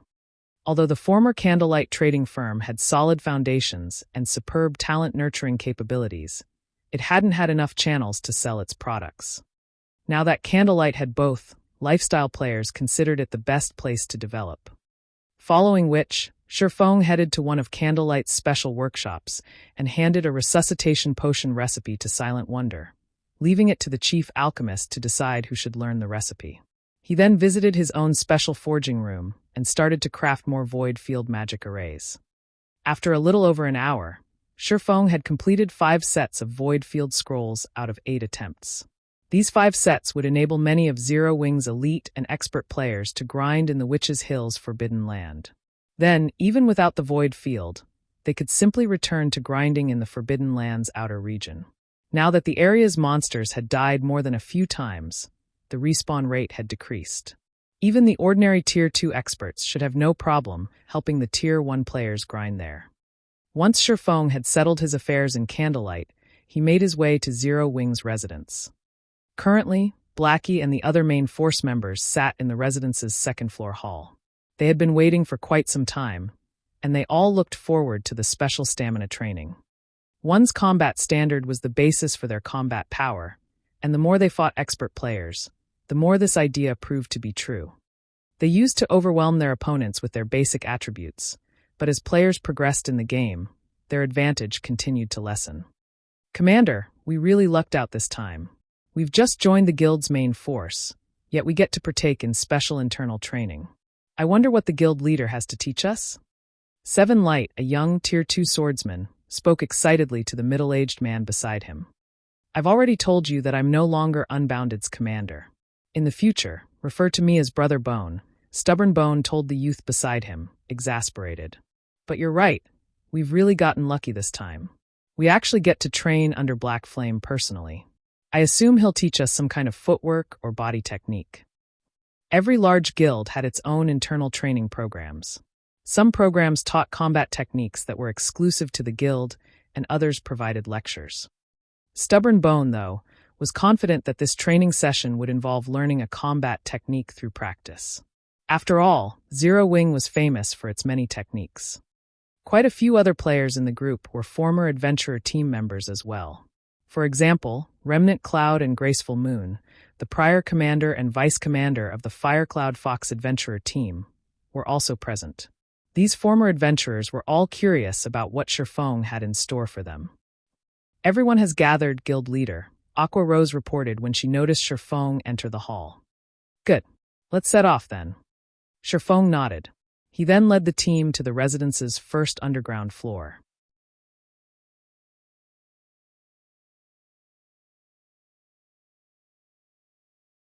Chapter 1979. Visiting the Extraordinary Tower again, first underground floor in Zero Wing's residence. Under Shifeng's lead, the group arrived before a strictly guarded room. 10 personal guards stood at the entrance. Zero Wing's main force members were shocked to see the personal guards. These NPCs were all level 75 or above, and the team was familiar with 2 of them, both secret silver personal guards. Even superpowers coveted such top-tier guards. Of the 2 secret silver personal guards, the level 76, Tier 2 summoner was Aqua Rose's personal guard, while the level 76, Tier 2 magic knight belonged to Fire Dance. It had caused quite a commotion when the 2 women had obtained them. Although secret silver personal guards weren't strong enough to fight opponents of a higher tier like Shifeng's Anna and Kite, they could still rival Tier 3 NPCs of the same level. Not even a level 75, Tier 2 peak expert would be a match for these guards. As for current level 60 peak experts, they'd only have a hope of defeating the personal guards if they fought in a large team. Yet, 2 of these personal guards had been tasked with guarding this room. Based on the other guards' auras and levels, It was safe to assume that they were at least mysterious iron rank. At this stage of the game, even a first-rate guild's upper echelons only employed mysterious iron personal guards. Secret silver personal guards were simply too rare, even rarer than epic items. Meanwhile, the various large guilds and superpowers typically used secret silver personal guards to protect their guild warehouses, yet 2 of these NPCs defended a mere room. Why wouldn't this surprise the team members? However, these players' shock reached new heights as they entered the room. The room was incredibly small, and one would be hard-pressed to fit 100 people within. Only a magic array occupied the room, carved into the floor in the center. It didn't seem like a place that warranted secret silver personal guards protection. Shifeng could not help but smile when he saw his team's confusion, but he didn't bother to explain the situation. Under Shifeng's commands, the team then split into groups of 10. "Everyone, step in the magic array," Shifeng said as he did just that. Once everyone was in place, Shifeng inserted a magic crystal before a white flash enveloped him and the 9 members of his group. They vanished. The rest of Zero Wing's main force members finally understood what the magic array was for. They then entered the magic array and mimicked Shifeng's actions, one party after another. When they reopened their eyes, they found themselves in a foreign town. It was one other than the Lost Town, located in the Boneless Land. The Lost Town was no longer the desolate, abandoned place it had been. Dilapidated buildings had once dotted the area, and not a single NPC could have been found in the town. But while the town wasn't teeming with NPCs, dozens wandered along the main street now. Similarly, renovated shops, restaurants, and hotels now filled the town. The Lost Town now looked like any typical NPC border town. However, unlike NPC towns, several ancient, imposing buildings remained. Ancient divine runes and images had been carved into these buildings' walls, and among them, the most eye-catching was the square, white tower in the town's center. A pitch-black orb hovered at the tower's peak, radiating a frightening aura that deterred anyone from casually approaching. Yet, the most important thing Zero Wing's members noticed was the town's mana density. The mana here was no less dense than in Stone Forest Town, and it felt even denser as one approached the White Tower.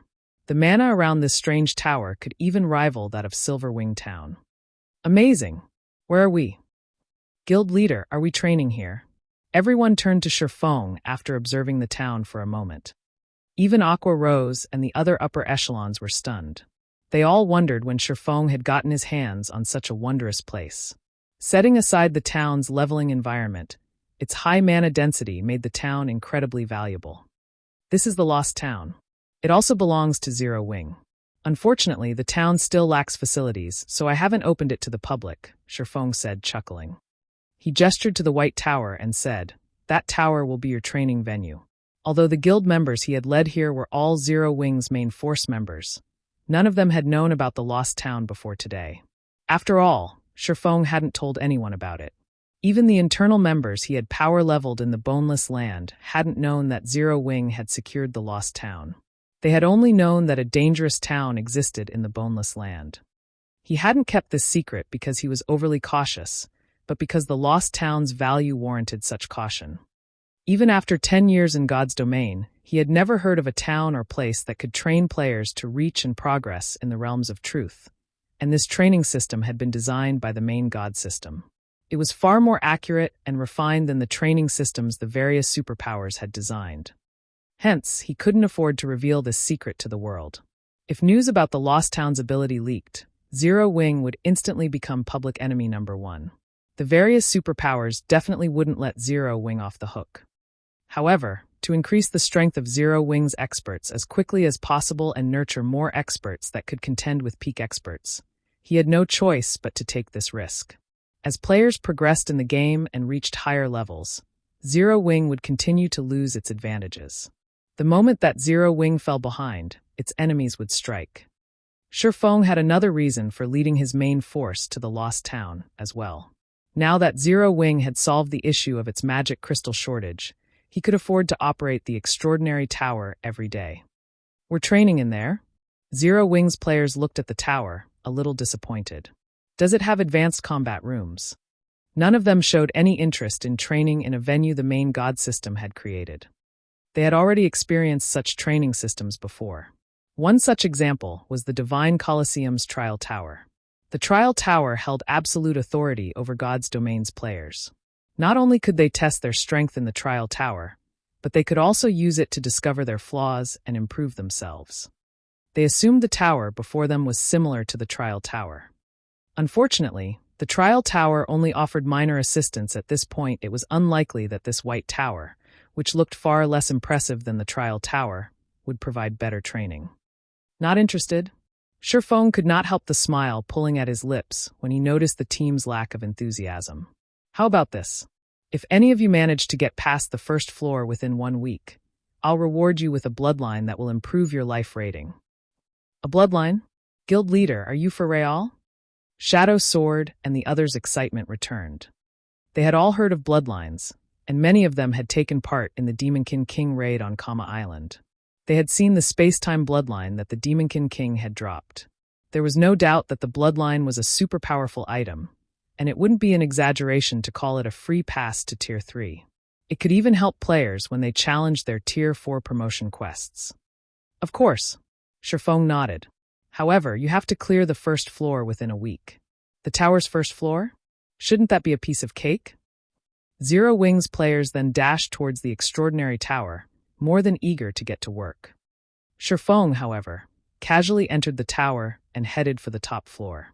He then called up the extraordinary tower's system interface and released the second floor's seal.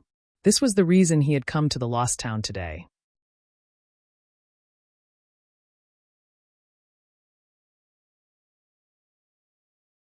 Chapter 1980, Second Floor Unsealed. The moment Sherfong chose to remove the seal on the extraordinary tower's second floor, he instantly lost 100,000 of the 110,000 magic crystals he had recently collected. The divine runes on the extraordinary tower's exterior then lit up with a steady, colorful brilliance. Mana flooded toward the tower from far beyond the Lost Town's boundaries, rapidly increasing the town's mana density. After several seconds of this, the Lost Town's mana density was even higher than in Silverwing Town, and after a few more seconds, it could rival the density in Zero Wing GD. Everyone within the extraordinary tower felt the change. Due to the increased mana density, the players within the tower received a well-rested buff, indicating that they could accumulate 15% of the double EXP buff after resting in the Lost Town for 48 hours. Sure enough, this extraordinary tower is really amazing. Sherfong was slightly surprised at how dense the mana had become. The mana density within the tower was at least 20% higher than in Zero Wing City. This meant that players would recover their stamina and concentration 20% faster inside the extraordinary tower than they would in the city.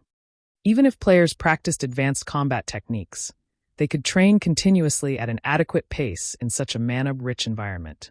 To God's Domain's expert players, training here was the ultimate dream. If Zero Wing offered such a precious training ground for lease, the various superpowers would likely form a long line for a chance to rent it, since mastery of an advanced combat technique would provide their players with a huge boost in combat power. Refinement Realm experts would be able to challenge Flowing Water Realm experts, and Flowing Water Realm experts would be able to challenge Void Realm experts. However, advanced combat techniques were not easy to master. Executing such techniques consumed a lot of stamina and concentration. Meanwhile, players' regeneration of stamina and concentration was normally extremely slow. Hence, players could practice their advanced combat techniques for only a very limited number of times each day, yet mastery of advanced combat techniques required a lot of practice. Thus, the higher mana density inside the tower was a great boon. Shortly after Sherfong released the seal on the extraordinary tower's second floor, the divine runes and magic arrays carved on the inner walls lit up as well. Unfortunately, if he wanted to use the second floor's training system, he'd have to pay 5,000 magic crystals per day. Even a first-rate guild could afford such an expense for only a few days. The Manatite Vein Zero Wing had recently acquired was the only reason Sherfong dared to activate the second floor now. Despite the guild's recent expansions, Zero Wing would still have nearly 20,000 extra magic crystals after daily expenses. Hence, the guild could afford to maintain the second floor's operation. Sherfong then left the top floor and prepared to face the second floor challenge. Although he had comprehended the realms of truth's principles and had mastered the truth realm to reach the Ascension realm, He had relied on his personal understanding to accomplish these feats. He hadn't received any official training or guidance, but now that the system's specialized training for the realms of truth was before him, he had to put it to good use. Furthermore, he had to prepare for using the ancient god's secret key he had obtained. Obtaining an ancient god's secret key was incredibly difficult. Who knew when he would find another one? If he wished to maximize the secret key's value, he'd have to grow as strong as possible. He'd be able to secure better items from the secret key only with better survivability. As Shifeng descended the staircase to the extraordinary tower's first-floor training ground, he noticed that it had implemented a similar system to that which had stopped players from entering the tower before he had taken ownership of the town. Players on the first floor were required to approach a magic array in the center. On their way there, the tower bombarded the players with various attacks, although the attacks didn't cause any damage. They only repelled the players. The only difference between the first-floor training ground and the initial defense mechanism was the attack pattern they used. When Shifeng had found the extraordinary tower and tried to enter, he had faced only head-on attacks. However, in this training ground, players were attacked from every direction. Of course, players couldn't use any skills or spells. They had to rely on their own abilities to reach the center of the room. Fire Dance and her companions were moving towards the central magic array, but no matter how they tried to contend with the incoming attacks, the result was the same. None of them could get within 100 yards of the array. The training ground's radius was only 200 yards, yet no one could cross half this distance. Even Violet Cloud and Fire Dance, who were both close to reaching the flowing water realm, barely crossed the 60-yard mark. The best among the other refinement realm experts could reach only the 50-yard mark. As for non-refinement realm experts like Remnant Cloud and Stubborn Bone, they couldn't even make it to 30 yards. The first-floor training ground was far more difficult than the extraordinary tower's defense mechanism. Guild Leader, this place is amazing. We already have to face more than a dozen head-on attacks before we reach the 10-yard mark. The attacks are so fast, too. Unlike players' and monsters' attacks, these attacks seem to appear and disappear abruptly. It's impossible to predict the attack trajectories and dodge. And that's not even the best part. Once we cross the 10-yard mark, we're attacked from all directions. No human can stop these attacks. That's right. Not only do the attacks come from every direction, but you have to deal with more attacks as you move forward. When you reach the 50-yard mark, the attacks even change their trajectories without warning. And the further you progress, the more the attacks change. These transformations are so frustrating. Even Big Sis Fire got defeated shortly after crossing the 60-yard mark. When Zero Wings players noticed Shifeng's approach, they burst into a round of enthusiastic comments. Despite their slow progress, they were all immensely excited, feeling as if the doors to a whole new world had just opened up before them. They were all experts that had joined Zero Wings' main force. Even the weakest among them was close to the half-step refinement realm standard, and many of them had mastered multiple combat techniques. Even so, they felt like infants learning to walk when they faced the training grounds trial, able to apply only a tiny fraction of their knowledge and combat experience. This was especially true for people like Remnant Cloud and Stubborn Bone, who had just joined Zero Wing's main force. They had never imagined that Zero Wing had found such an awe-inspiring training ground. They all felt as if they were learning something even more amazing than combat techniques. As they continued to challenge the trial, their reactions and ability to make instant judgments improved. However, they knew that they couldn't rely on these improvements to pass this trial. They needed to ingrain the appropriate reactions and the attack's transformations in their minds until they could react instinctively. It felt as if this trial were trying to engrave a complete set of basic combat techniques into their bones, enabling them to execute a technique with every movement. It seems you all have gained a significant harvest. I hope some of you break through the first floor's training ground in 1 week. I'll be waiting on the second floor, Shifeng said, chuckling. He then headed for the magic array at the center of the training ground.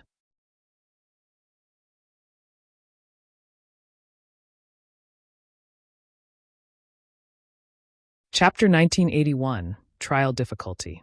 What? Even the guild leader is going to train? I wonder how far the guild leader can reach. Didn't the guild leader say that he would wait for us on the second floor's training ground? That means he has to pass through the first floor. This trial is so difficult, I wonder how the guild leader will clear it. As Shifeng approached the first-floor training ground, Zero Wings members stopped their respective training and turned to look at Shifeng, curious to see his performance. By this time, they had all attempted the training grounds trial already, so they knew that its difficulty was frustratingly high. Hence, they couldn't believe that Shifeng would succeed. As Shifeng got increasingly closer to the boundary of the training ground, he did not make any preparations at all, unlike everyone else. Instead, he stepped straight into the training ground, his gait not faltering even in the slightest. The moment Shifeng entered the training ground, 4 beam attacks suddenly appeared and flew straight at him. The beam attacks of the training ground appeared with no warning at all, making it impossible for players to take preemptive action to evade them. Players had to rely on their sight and quick judgment to dodge the attacks.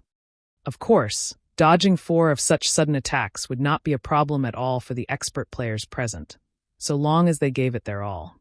However, despite seeing the beam attacks, Shifeng gave no indication of wanting to dodge them. Instead, he maintained his pace, continuing to walk forward, straight into the attacks. Show! In the next moment, Zero Wings members saw the beam attacks pierce right through their guild leader. However, contrary to everyone's expectations, even after the 4 beam attacks faded out of existence, Shifeng still did not get sent flying backward.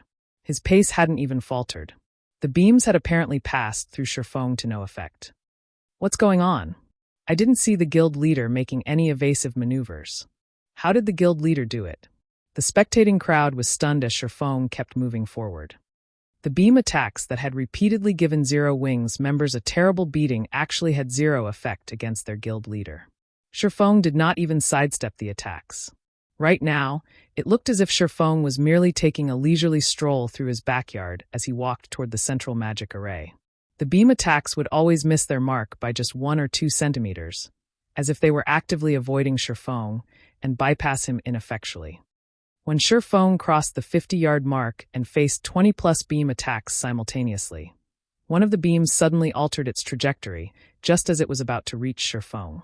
However, despite this abrupt change, Shifeng reacted to it calmly and simply slashed it with one of his swords. In the end, the beam attack got sliced through cleanly. It did not even manage to slow Shifeng's advance for even a heartbeat. Following which, as Shifeng continued advancing, the number of beam attacks that abruptly altered their trajectories increased as well. By the time he neared the 100-yard mark, the number of transforming attacks had already reached 8.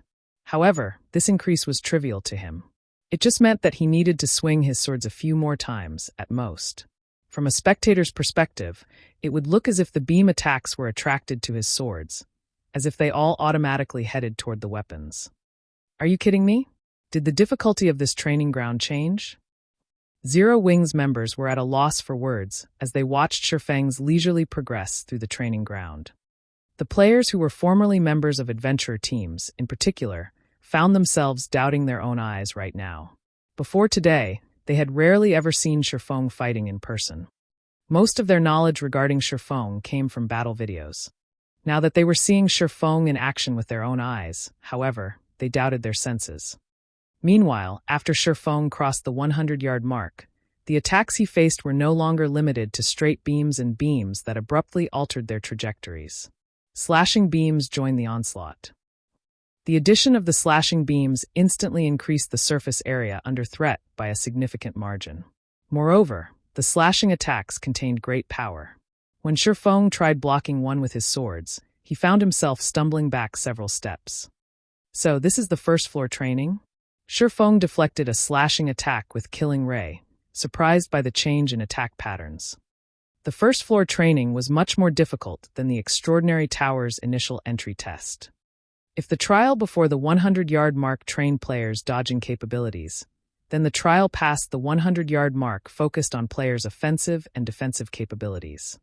While Shifeng was entertaining such thoughts in his mind, the number of slashing attacks had very quickly increased from 1 to 4. The difficulty of the trial now already rivaled that of Reinbeck's trial, which Shifeng had undergone to obtain the Sea God's legacy.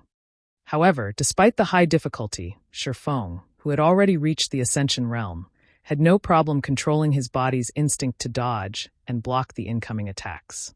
This was also the most rudimentary usage of the realms of truth, the skillful utilization of one's own body. Instead of moving just his arms and legs, he had to employ his entire body. Otherwise, he wouldn't be able to dodge and block all these beam attacks. Following which, under everyone's gaze, Shifeng started advancing toward the central magic array at flying speeds. The numerous beam attacks couldn't hinder his progress at all. After a short moment, Shifeng finally set foot on the central magic array. Shock filled the eyes of Aqua Rose and the others, who were spectating outside the training ground, at this sight. Although they had long since expected that the first-floor training ground wouldn't pose a problem for Shifeng, they still had not imagined that he would clear it so effortlessly. "That's it for the demonstration. You'll have to rely on yourselves to get through," Shifeng said as he glanced at the flabbergasted crowd behind him. He then teleported to the second-floor training ground. The first-floor training ground provided very thorough training for players to master the Truth Realm. If not for him having already reached the Ascension Realm, he would have most likely had a difficult time reaching the central magic array, as even the slashing attacks had started altering their trajectories suddenly toward the end of the trial. Trying to defend against such attacks was extremely challenging. Merely moving one's arms and legs wouldn't be enough to cope with these attacks. One needed to coordinate their entire body with their weapons in order to effectively block and deflect these attacks. The difficulty was doing so was extremely high. At the very least, if Shifeng were still in the Truth Realm right now, he would have an even chance of receiving a direct hit from the changing slashing attacks. In other words, if one had just entered the realms of truth and barely had any attainments, clearing the first-floor trial would be impossible. Meanwhile, Shifeng's demonstration allowed everyone to understand that reaching the central magic array wasn't exactly impossible. After all, Shifeng had done so, and in a very leisurely manner at that. From start to end, he had not made any large movements at all. Is the guild leader really human? He actually got through such a challenge. After snapping out of his daze, Seven Light was bursting with excitement and motivation. So, this is the Sword King's strength? Watching Shifeng's leisurely display had likewise ignited Stubborn Bones' fighting spirit. In the past, although he knew that there was a massive gap in strength between himself and the peak experts of the various superpowers, he had attributed this disparity to the difference in basic attributes. He had believed that there wasn't much difference between them when it came to combat standards. In hindsight, he found his thoughts laughable. The difference was not limited to just basic attributes. Even his combat standard was inferior by leaps and bounds. Moreover, aside from Shifeng, he was also inferior to the guild's vice-guild leader Aqua Rose, the main force's commander Fire Dance, and the healer Violet Cloud. Only, the gaps between him and the three women were not as gigantic as the one between him and Shifeng.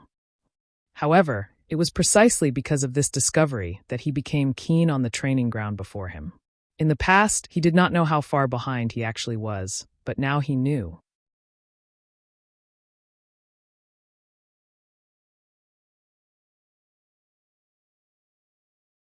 Chapter 1982 Breakthrough. After Shifeng disappeared from the first floor, Zero Wings members quickly snapped out of their daze and resumed challenging the first-floor trial. Extraordinary Tower's second-floor training ground. So, this is the second floor's training? The scene before Shifeng took him by surprise. At this moment, the space he stood in was no longer inside the Extraordinary Tower. Instead, he had arrived in an alternate realm. Unlike the first-floor training ground, the second-floor training ground consisted of a mist-covered staircase, which had 100 steps and a pair of stone doors at the top of the staircase. It was obvious the second-floor trial required players to ascend this staircase and reach the stone doors. However, what caught Shifeng's attention the most was the mana density here, which was at least 50% higher than what he felt in the Extraordinary Tower. Surrounded by such concentrated mana, Shifeng felt his mind becoming extraordinarily clear. For a moment, he felt as if he could accomplish anything so long as he put his mind to it. In such a mana-rich environment, he would not have to worry about running out of stamina and concentration, even if he were to use advanced combat techniques non-stop. He could exert his full strength as much as he wanted. Shifeng finally understood why activating the second-floor training ground had cost 100,000 magic crystals, why the second-floor training ground required 5,000 magic crystals to operate every day, and why only 50 people could undergo the training at the same time.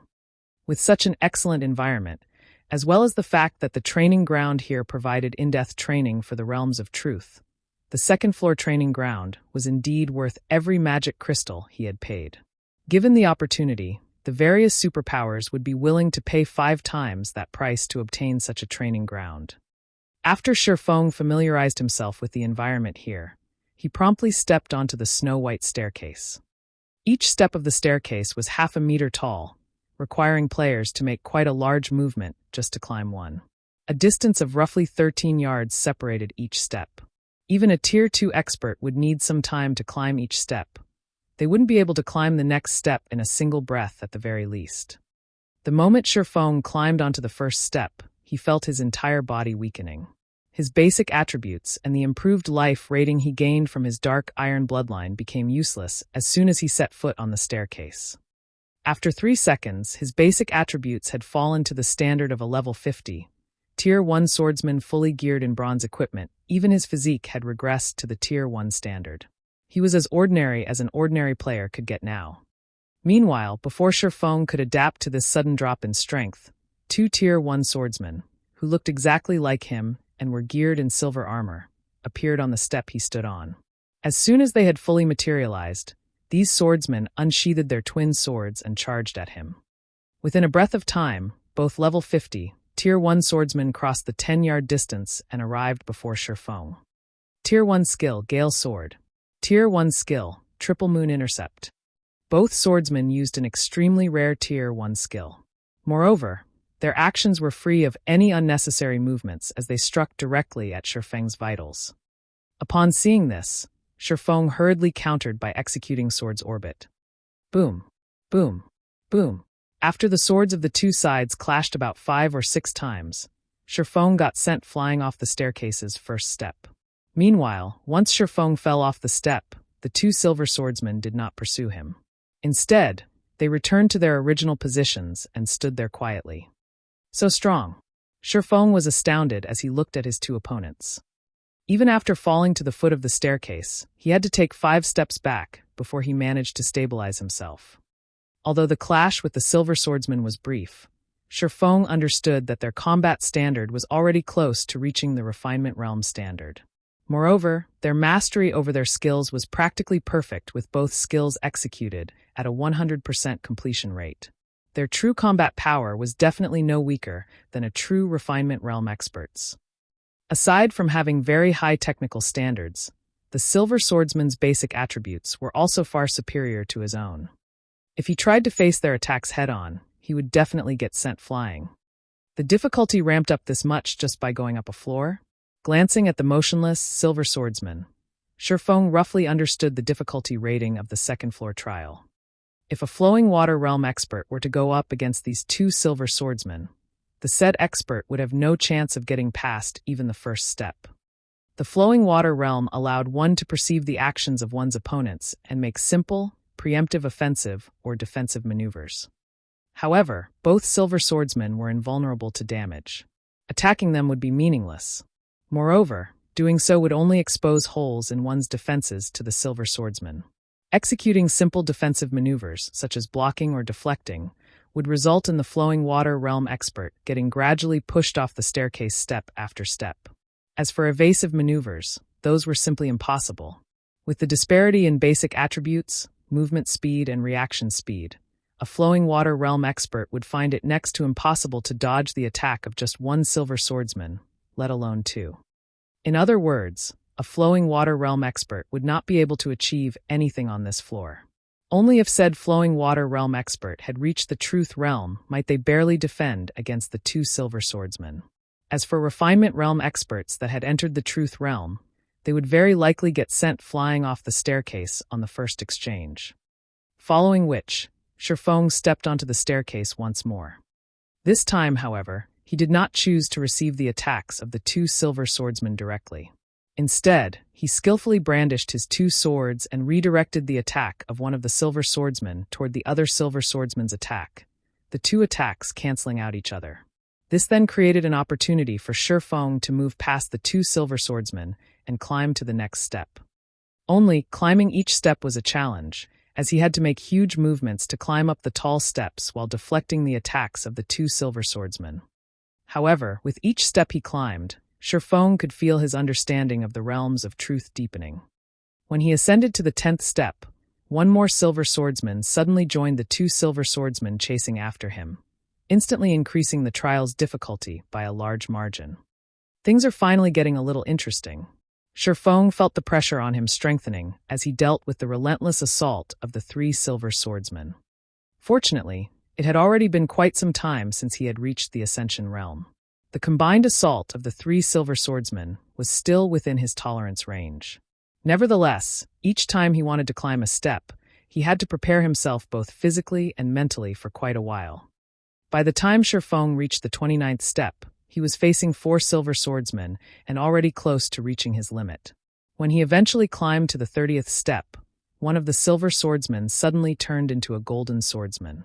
Before Shifeng could adjust to the change, the golden swordsman's improved strength and speed sent him flying back down to the 29th step. Due to the presence of the golden swordsman, Shifeng was stuck moving back and forth between the 29th and 30th steps.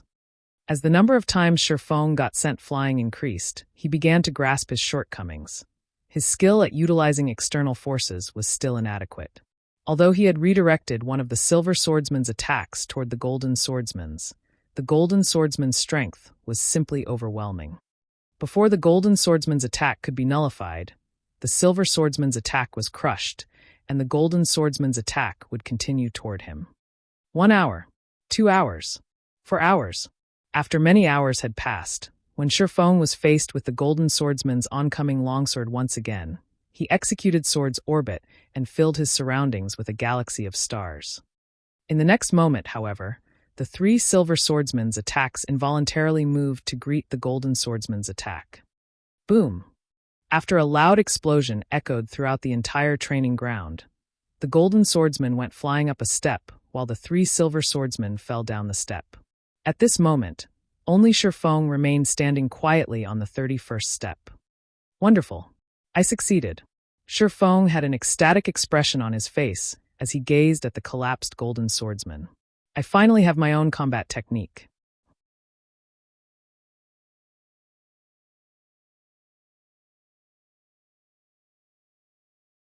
Chapter 1983, Swords Transmigration. While Shifeng rejoiced over the new combat technique he had successfully created and prepared to test it on the golden swordsman and three silver swordsmen on the 30th step, the sound of a system notification reached his ears. System, congratulations. You have created a bronze combat technique. Please name your combat technique. Shifeng was stunned to hear the notification. Taking advantage of the distraction, the golden and silver swordsmen stood and charged towards Shifeng in a coordinated assault. By the time Shifeng snapped out of his daze, it was too late to defend himself. All four attacks struck vital points, and Shifeng's body vanished from the 30th step, reappearing at the very bottom of the staircase. Although Shifeng had to restart his climb from the bottom, he wasn't disappointed in the slightest. Rather, he stared at his notification window in astonishment. What? A bronze combat technique? Dubious, Shifeng examined the system's congratulatory message. Although he knew that he hadn't created a low-standard combat technique, he didn't think that it was so amazing to be categorized as a bronze-rank combat technique. Mastering a single advanced combat technique would enable players to challenge opponents of a higher combat standard. Of course, there was a limit to how effective these combat techniques could be. For example, the advanced combat technique, Void Steps, was most effective against flowing water realm experts, but the footwork technique had little to no effect against Void realm experts or above. After all, Void Steps relied on fooling an opponent's sight. Void realm experts used more than one sense to locate their opponents. However, bronze combat techniques were a different story. Bronze combat techniques would even be effective against domain realm experts. If a domain realm expert failed to cope with a bronze combat technique properly, it could even cost them their life. Until now, Zero Wing had only possessed a single bronze combat technique, Lightning Flash, which he had only obtained through luck from the Primordial Divine Ruin. The only other way Zero Wing's players could obtain more bronze combat techniques was by entering bronze legacy tablets, but they were extremely rare and highly coveted by the various superpowers. Unfortunately, despite many Zero Wing members attempting to learn Lightning Flash, not one of them had mastered the secret attack technique, and Shifeng was no exception. Yet, he had just succeeded in creating his own bronze combat technique. Why wouldn't he be surprised? Of course, the technique's creation had been a coincidence. He had only created it through the inspiration he had gained as he tried to deal with the golden and silver swordsman's relentless assault. If he tried to create another bronze combat technique, he'd simply waste his time and energy. Just creating a basic combat technique required a solid foundation, and those that were capable of doing so were, without a doubt, geniuses. As for advanced combat techniques, only the various superpowers' old monsters had any hope of successfully creating one. Shifeng's success in creating a bronze combat technique was nothing short of a miracle. As Shifeng reveled in the joy of his new bronze combat technique, the system reminded him to name the technique. A name? The combat technique he had created was a variant of Sword's orbit that he had combined with the realms of Truth's principles. After giving the matter some thought, Shifeng decided, let's call it Sword's Transmigration. Once Shifeng had entered the technique's name, the system rang with another notification. System, congratulations. You are the first player to create a bronze combat technique, rewarding 1 bronze legacy orb and the titled bronze legatee. As the system notification ended, a green orb appeared before Shifeng. Creating a bronze combat technique offers such a benefit as well? Shifeng could not help his surprise to see the green orb. Bronze Legacy Orb, Epic Rank Item. Can record up to 3 created bronze combat techniques. Players may learn the combat techniques in immersive environments. Each attempt will cost 100 magic crystals. Cooldown, 1 hour after each use. Shifeng had heard of many experts creating their own combat techniques in the past, although those techniques had only been basic or advanced rank. However, he hadn't heard of those players receiving a recording device as he had. If other players wished to learn the combat techniques, they had to either rely on videos or receive the technique creator's personally tutelage. Unfortunately, learning a combat technique was easier said than done. Experts struggled desperately to learn basic combat techniques, even if they had the assistance of a book. It was easy to imagine how much more difficult learning a basic combat technique would be without proper guidelines, not to mention learning advanced rank or higher combat techniques. Thus far, the various superpowers had obtained quite a few bronze legacy tablets, yet despite possessing complete legacies that provided detailed instruction, Shifeng hadn't heard of a single player mastering a bronze combat technique. Meanwhile, the bronze legacy orb allowed him to record 3 bronze combat techniques permanently. This would be a great help. Moreover, the bronze legacy orb had a very short cooldown. He could allow 1 player to learn the technique he had created each hour. While the bronze legacy orb wasn't as effective as an actual combat technique book, which didn't have a cost or cooldown, it was better than a bronze legacy tablet. Following which, Shifeng examined his new title. Bronze Legatee, Advanced Title. When using combat techniques, expenditure is reduced by 20%. Enjoy the status of Baron in any city, kingdom, or empire. Amazing. It actually grants a global Baron status. Developing in the various major cities will be much easier now. The Bronze Legatee title's benefits surprised Shifeng. Although the Demon Hunter title was a basic title, it was extremely rare and valuable. After all, it gave him the status of a world noble, and he had greatly benefited from the title thus far. Meanwhile, the Bronze Legatee title offered him a higher status than the Demon Hunter title. Unlike an ordinary noble, a Baron would have access to greater benefits when purchasing items and lands in NPC cities. As he considered the situation, the names of a few super-large-scale neutral cities came to Shifeng's mind. These super-large-scale neutral cities were similar to the Sea of Trees. All of the various superpowers wanted access to these cities to conduct business. Only, unlike the Sea of Trees, these neutral were not located within secret lands. Gaining entry to these cities was much easier. Every one of these neutral cities had a player population of over 20 million in the past, even more than ordinary empires' imperial capitals. Hence, the various superpowers had frequently fought over dominance in these cities, while first-rate guilds and below had only been able to watch from the sidelines. I think the minimum level requirement to activate a super-large-scale neutral NPC city was level 70. Now that I have the Bronze Legatee title, I can go and take a look. Shifeng immediately decided to set aside his realms of truth training. He knew that he had already exhausted his current potential at this point, and he wouldn't gain anything from continuing his training right now. If he wished to progress in the second floor trial, he needed inspiration. Following which, Shifeng took out a return scroll and left the extraordinary tower. You're tuning in to the Li Mei's Sword of Destiny YouTube channel. We're so grateful for your support, and don't forget to subscribe to join us on this incredible journey through captivating stories. Your generosity through donations truly makes a world of difference, as it's the primary source of revenue that allows me to expand and enhance this channel for you. Thank you from the bottom of my heart for being a part of this adventure.